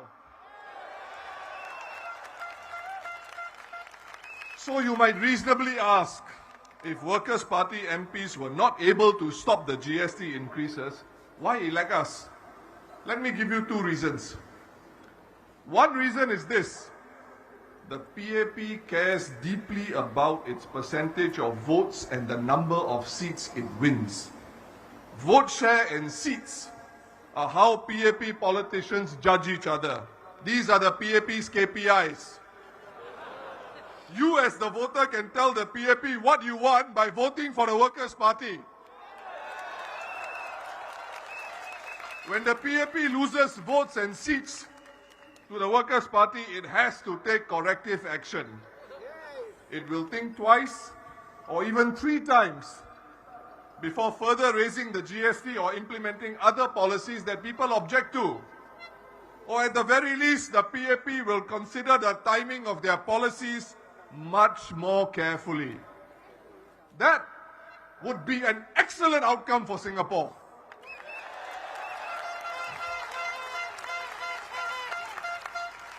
The second reason to vote the Workers' Party is this: when there are Workers' Party MPs in Parliament, we ask the questions that Singaporeans want to ask. The PAP has no choice but to try to justify its decisions and actions in Parliament. And when we offer alternative policies, we put such options into public discussion, and the PAP must respond. The Workers' Party is not naive, nor are we populist. We are a party that does its homework. We know that Singapore will have rising expenditures in healthcare and increased HDB subsidies to finance HDB's deficit. But who should determine how future spending should be funded? Not the PAP on its own. It should be Singaporeans. If you give us your vote, the Workers' Party will debate with the PAP on this and represent you faithfully. Without the Workers' Party working for Singapore in Parliament, the PAP will have a free rein to do whatever it wants.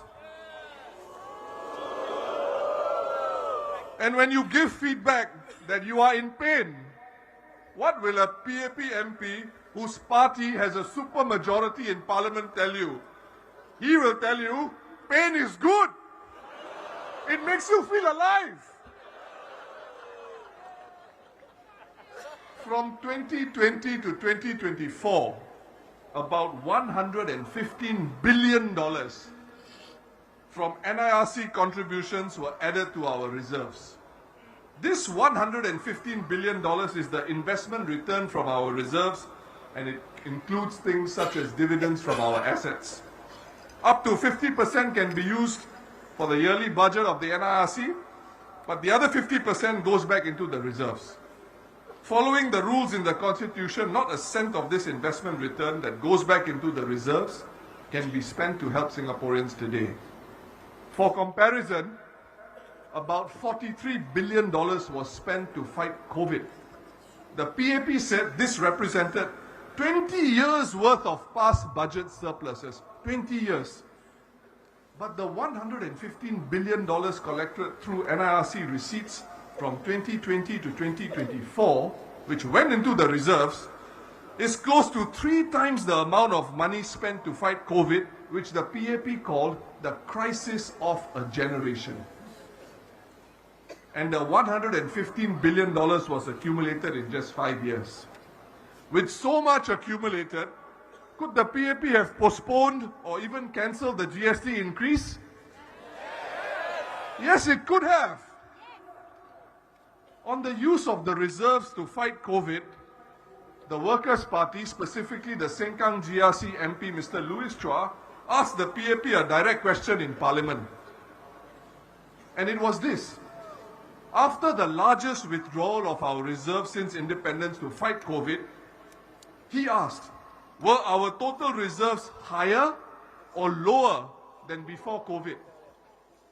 The PAP couldn't even give a straight answer.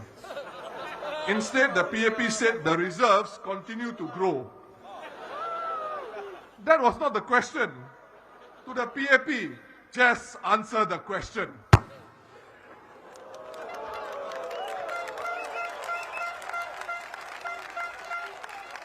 Now let's be clear.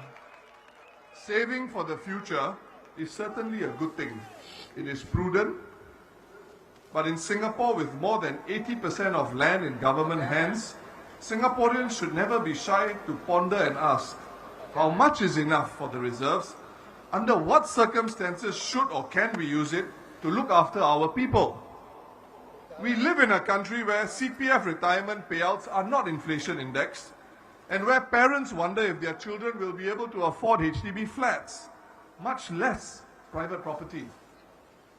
We must continue to question, in good faith, whether we are overburdening the current generations, even as we look to secure Singapore for future generations.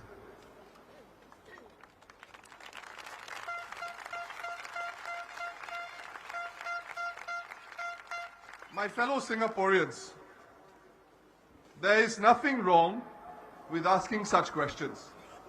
But I have not heard any PAP MP ask the tough questions. Nor have I heard many of them ask tough questions that directly question PAP government policy.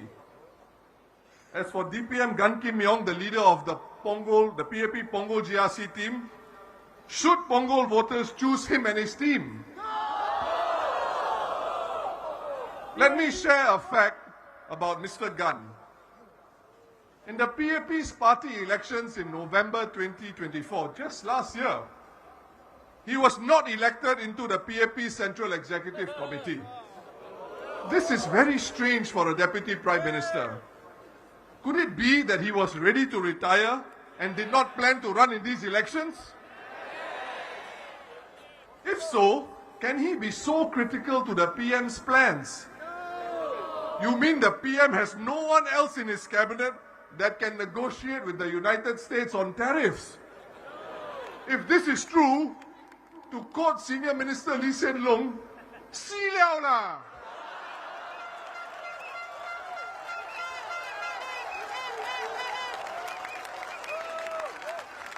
Remember what happened to DPM Heng when he abandoned Tampines GRC at the last minute to contest East Coast GRC in GE 2020. He was supposed to be our next Prime Minister, all lined up, ready to take off. But then the PAP tells us, sorry, runway too short. Beside point. DPM Heng has now retired from politics, but I am sure he will continue to contribute to Singapore. Voters of Punggol, Mr. Gan Kim Yong is older than the now retired DPM Heng. If elected, in my view, he's going to be a one-term MP. DPM Gan says he and the PM are friends. I am sorry, Punggol, but I cannot say that the Prime Minister and I are friends.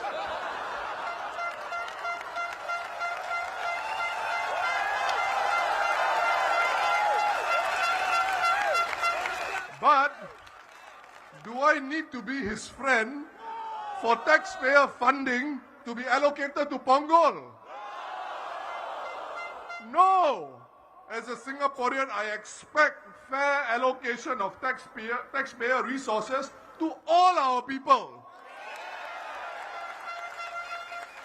And the civil service will allocate funds and projects fairly. Here are just a few reasons why I say so. In my ward of Yunos in Aljunied GRC, despite being in Workers' Party's hands for the last 14 years, a polyclinic will open next year.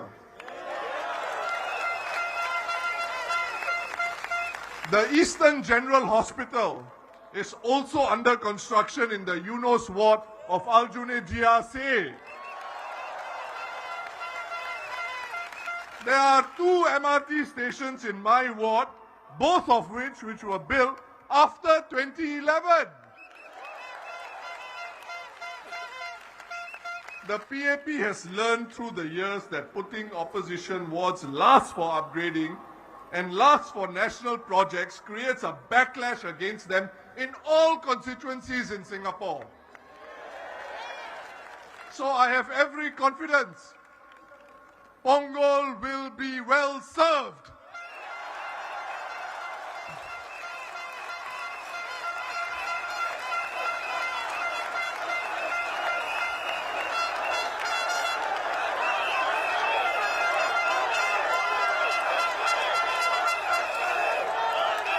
And if not, I invite the PAP Punggol team to list for the people of Punggol which projects and which initiatives you will cancel if you lose Punggol GRC.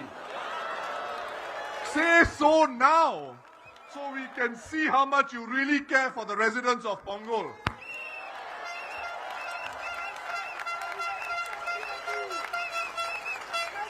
What about in Parliament? Which candidates will make a greater difference for you? 3 of the PAP Punggol candidates are political office holders, as the leader of the WP Punggol team, Mr. Harprit Singh, has shared. 3 of them being political office holders, do you think they can question the government? They are the government. Who will ask the hard questions in Parliament if there are concerns from Punggol residents? Only the WP Punggol candidates. Now, in my party political broadcast that was televised last week, I shared that in March 2023, despite their super majority, the PAP almost could not pass an amendment to our constitution in Parliament. Lucky for them, there were Workers' Party MPs around. In our parliamentary democracy, do you know whose job it is to ensure that there are enough PAP MPs around to vote on laws proposed by the PAP government? One man has this responsibility in Parliament. In Parliament, it is the government whip. Do you know who that person was in March 2023? It was the PAP Punggol team's very own Janil Puthucheary.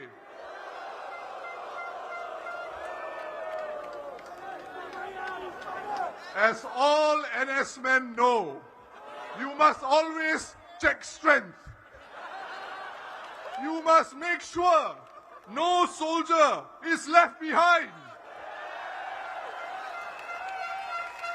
This is drummed into SAF commanders when they are NSFs.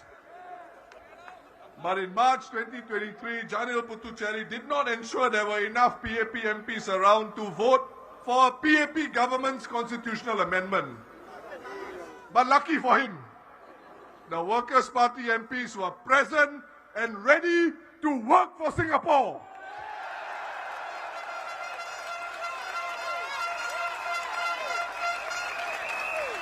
Residents of Punggol, only the opposition can challenge and push the PAP to listen harder and to explain and defend its position.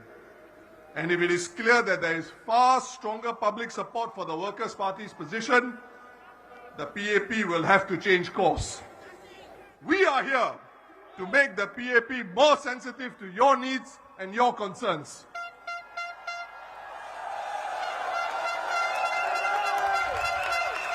A PAP MP will simply defend the PAP at all costs.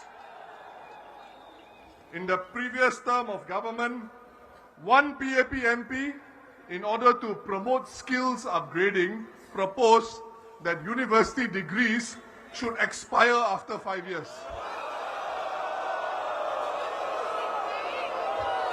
How do the PAP MPs come up with such proposals? I think their super majority, the overconfidence created by having more than 90% of the seats in parliament, is the reason why. Let's just unpack this expiring degrees proposal. You mean parents are supposed to spend a bomb on their children's university education only for the degree to expire? And this is after negotiating one of the most stressful education systems in the world. Why should our degrees expire? So that the PAP can push skills upgrading through crazy ideas that don't make sense.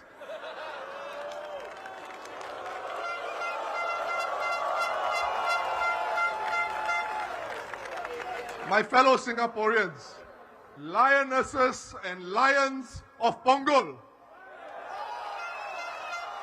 general elections come around only once every 5 years. It is really tough for the opposition to assemble a slate as strong as the one you have before you in Harprit Singh, Alexis Tangpeyen, Jackson Au, and Alia Mata.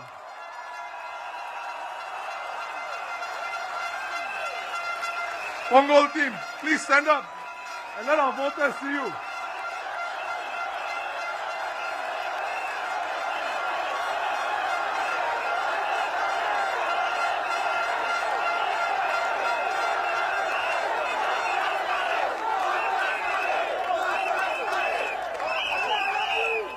A vote for the PAP in Punggol will not result in a more balanced political system for Singapore. The PAP does not need your vote to form the government, but your vote is really precious for the Workers' Party. We ask you to vote in Singapore's interest and help Singapore achieve a more balanced parliament where your voice is heard.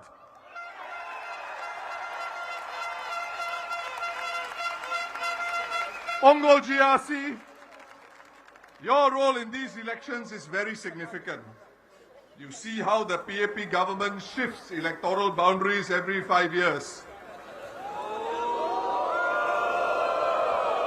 About 1 month before the elections, the PAP government announced that McPherson SMC, where they secured a healthy majority in the past elections, suddenly became part of Marine Parade GRC. Is this acceptable? But the terrain in Punggol is different. How much can the PAP government shift electoral boundaries here? Not as much as in Marine Parade Braddell Heights GRC. The PAP government's Electoral Boundary Review Committee cannot merge Punggol GRC into Johor.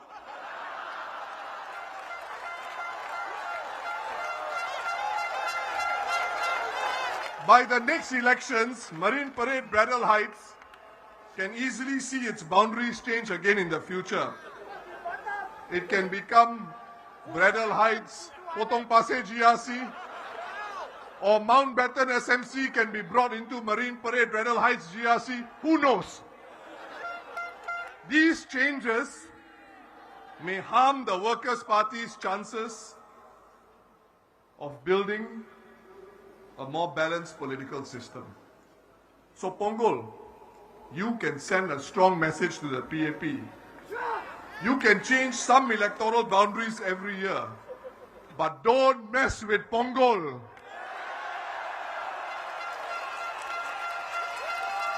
Don't mess with Singaporeans. My dear voters of Punggol, if you vote the Workers' Party, you will be doing an incredible service to the nation. Service based on justice and equality. You will show the PAP the limits and futility of redrawing boundaries and announcing them just 1 or 2 months before general elections. This will hit the PAP government hard, right between the eyes. But if you vote for the Workers' Party, it will also be in line with PM Lawrence Wong's Forward Singapore vision of a new social compact with Singaporeans. One where all of us matter equally. Punggol, your mission, should you choose to accept it, will benefit not just you, but all Singaporeans who want a fair and accountable electoral boundary review process, so that we remain on track to be a society based on justice and equality. Punggol GRC, elect the Workers' Party candidates. This is not mission impossible, it is mission possible.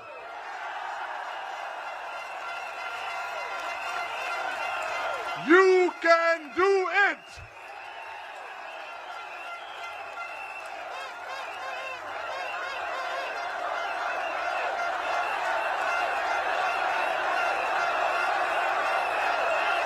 Vote for the Workers' Party, working for Singapore. Thank you.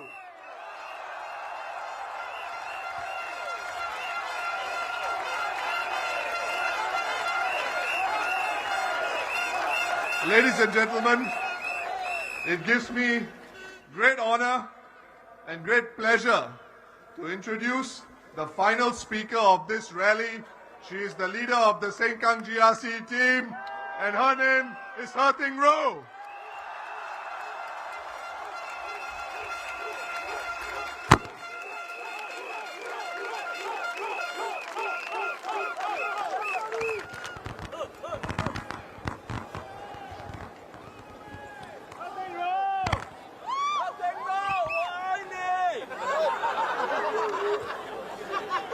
Residents of Punggol GRC,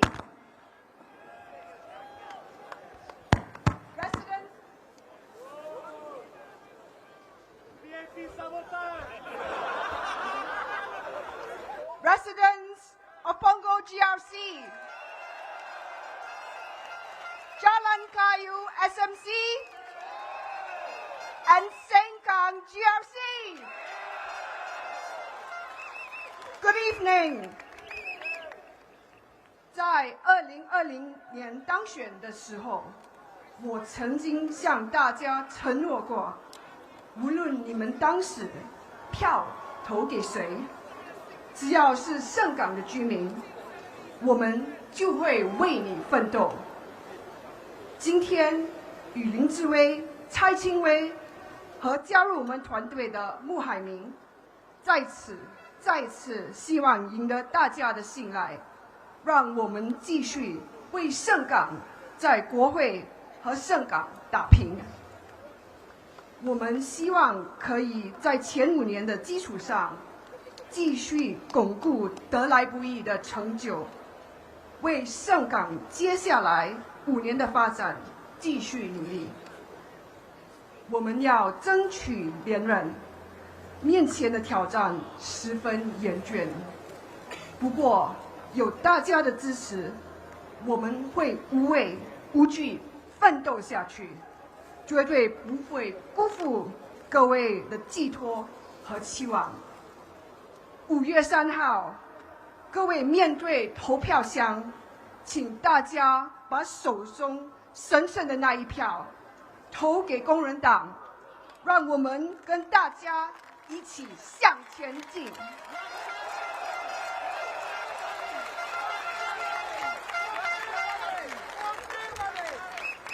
Today, I want to talk about my vision for Singapore.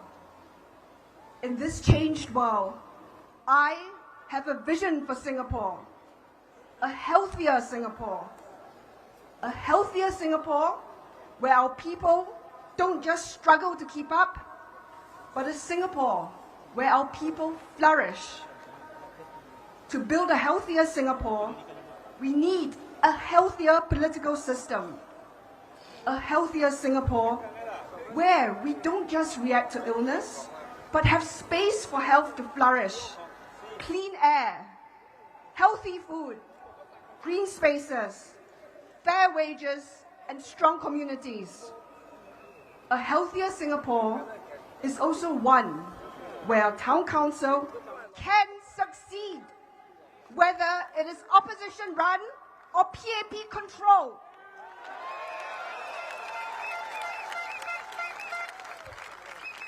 Against the odds, we've shown in Sengkang, this can be done.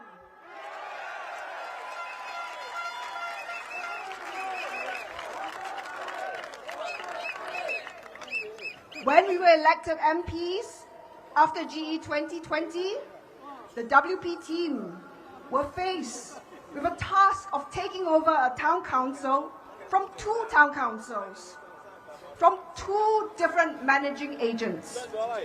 We had to harmonize in the midst of disruptions caused by COVID. When both managing agents refused to extend their contracts beyond 2023, we took the difficult decision to directly run SKTC.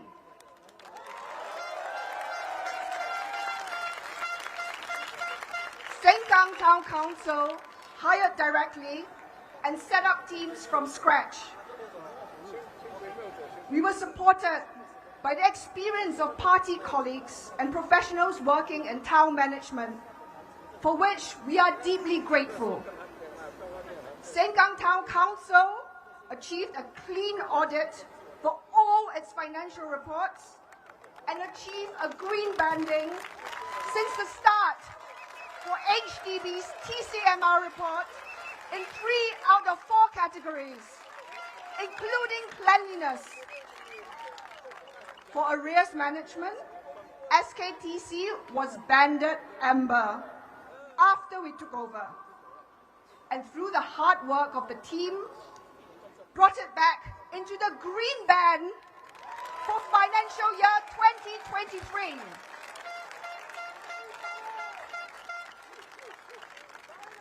Sengkang Town Council also had a consistent green banding in its governance reports between financial year 2021 to financial year 2023.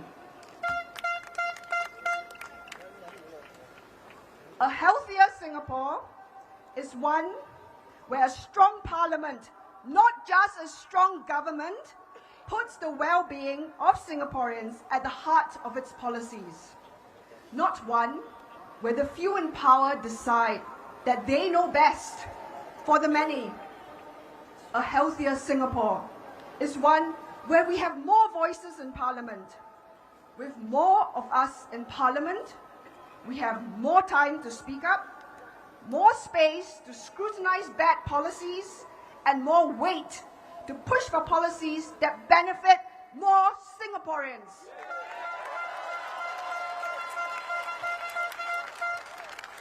We have seen this work before. Last year, WP MPs led the charge in Parliament against the sale of NTUC income in August. The PAP government heard the people loud and clear. They rushed to pass legislation a few months later to block the sale. Then the Workers' Party abstained because existing MAS powers would have allowed the same result without new legislation. And I explained this in Parliament. That is why the WP did what any responsible opposition should do. Agree with the outcome but not oppose the rushed legislation for the sake of opposing.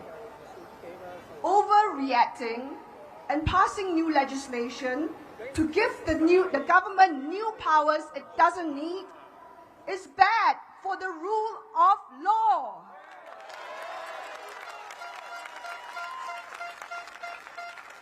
And the main takeaway from the botched alliance deal is this: the government responds to the opposition.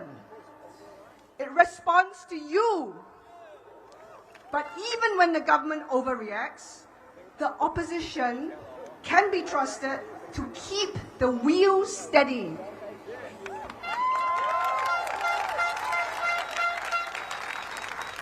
So, when enough public pressure builds, when enough opposition MPs voice concerns, the government U-turns.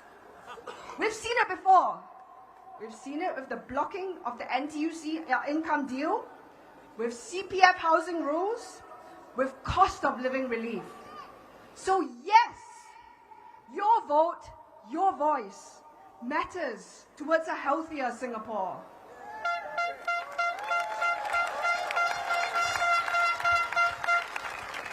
We know the sun doesn't rise because of us, but we can certainly make the PAP wake up its idea.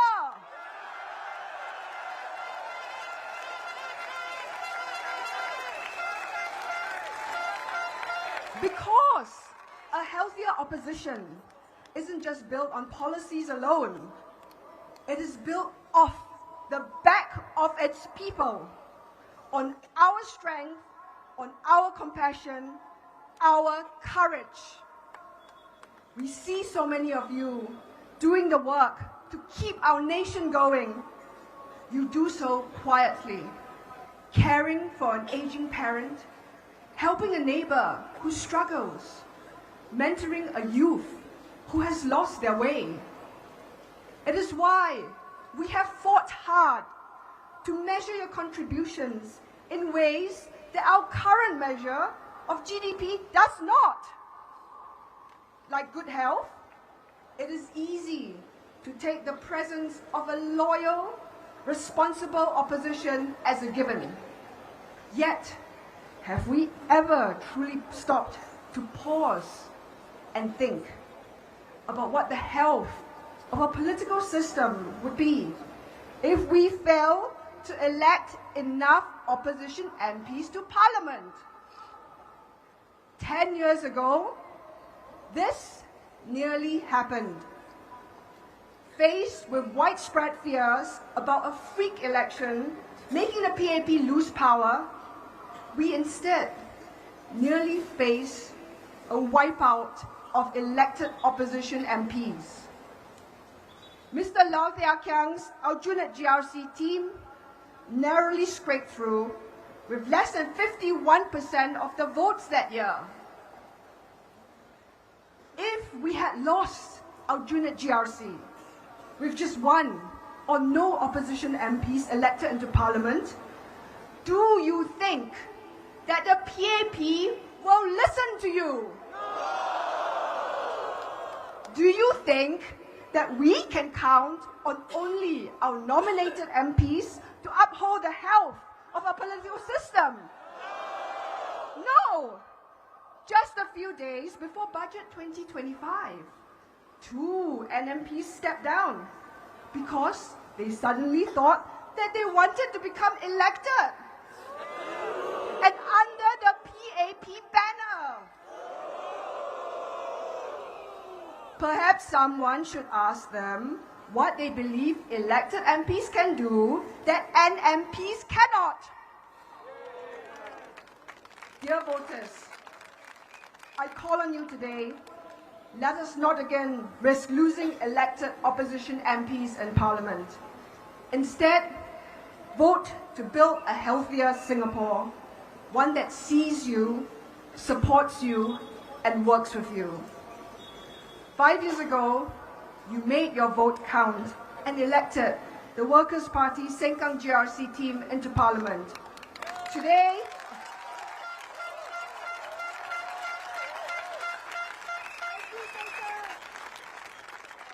Today, we are asking that you vote once again to allow the Workers' Party to continue working for Singapore, not just in Sengkang, but in Hougang, Aljunied, Punggol, Tampines, Jalan Kayu, East Coast, and Tampines Changkat.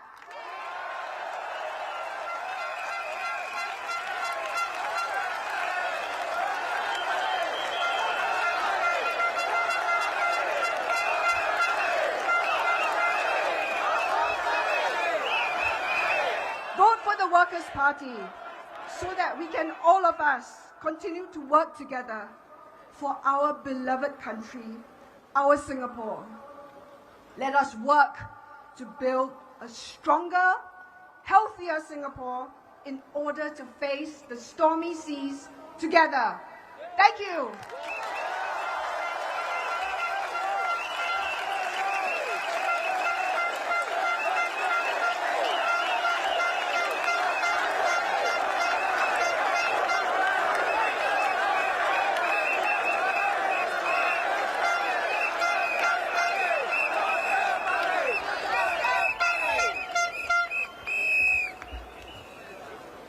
We have come to the end of the Workers' Party's rally.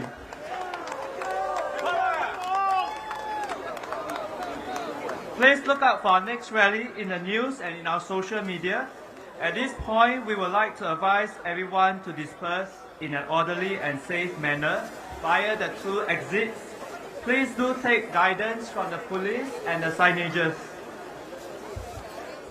感谢大家的热情参与，今晚的群众大会到此结束，请大家有秩序、安全离开场地。大选期间，我们也将在其他选区举办群众大会，我们会把日期、时间和地点发到工人党的社交媒体账号，请您关注且留意。谢谢大家。Thank you. Please have a safe trip home. Thank you.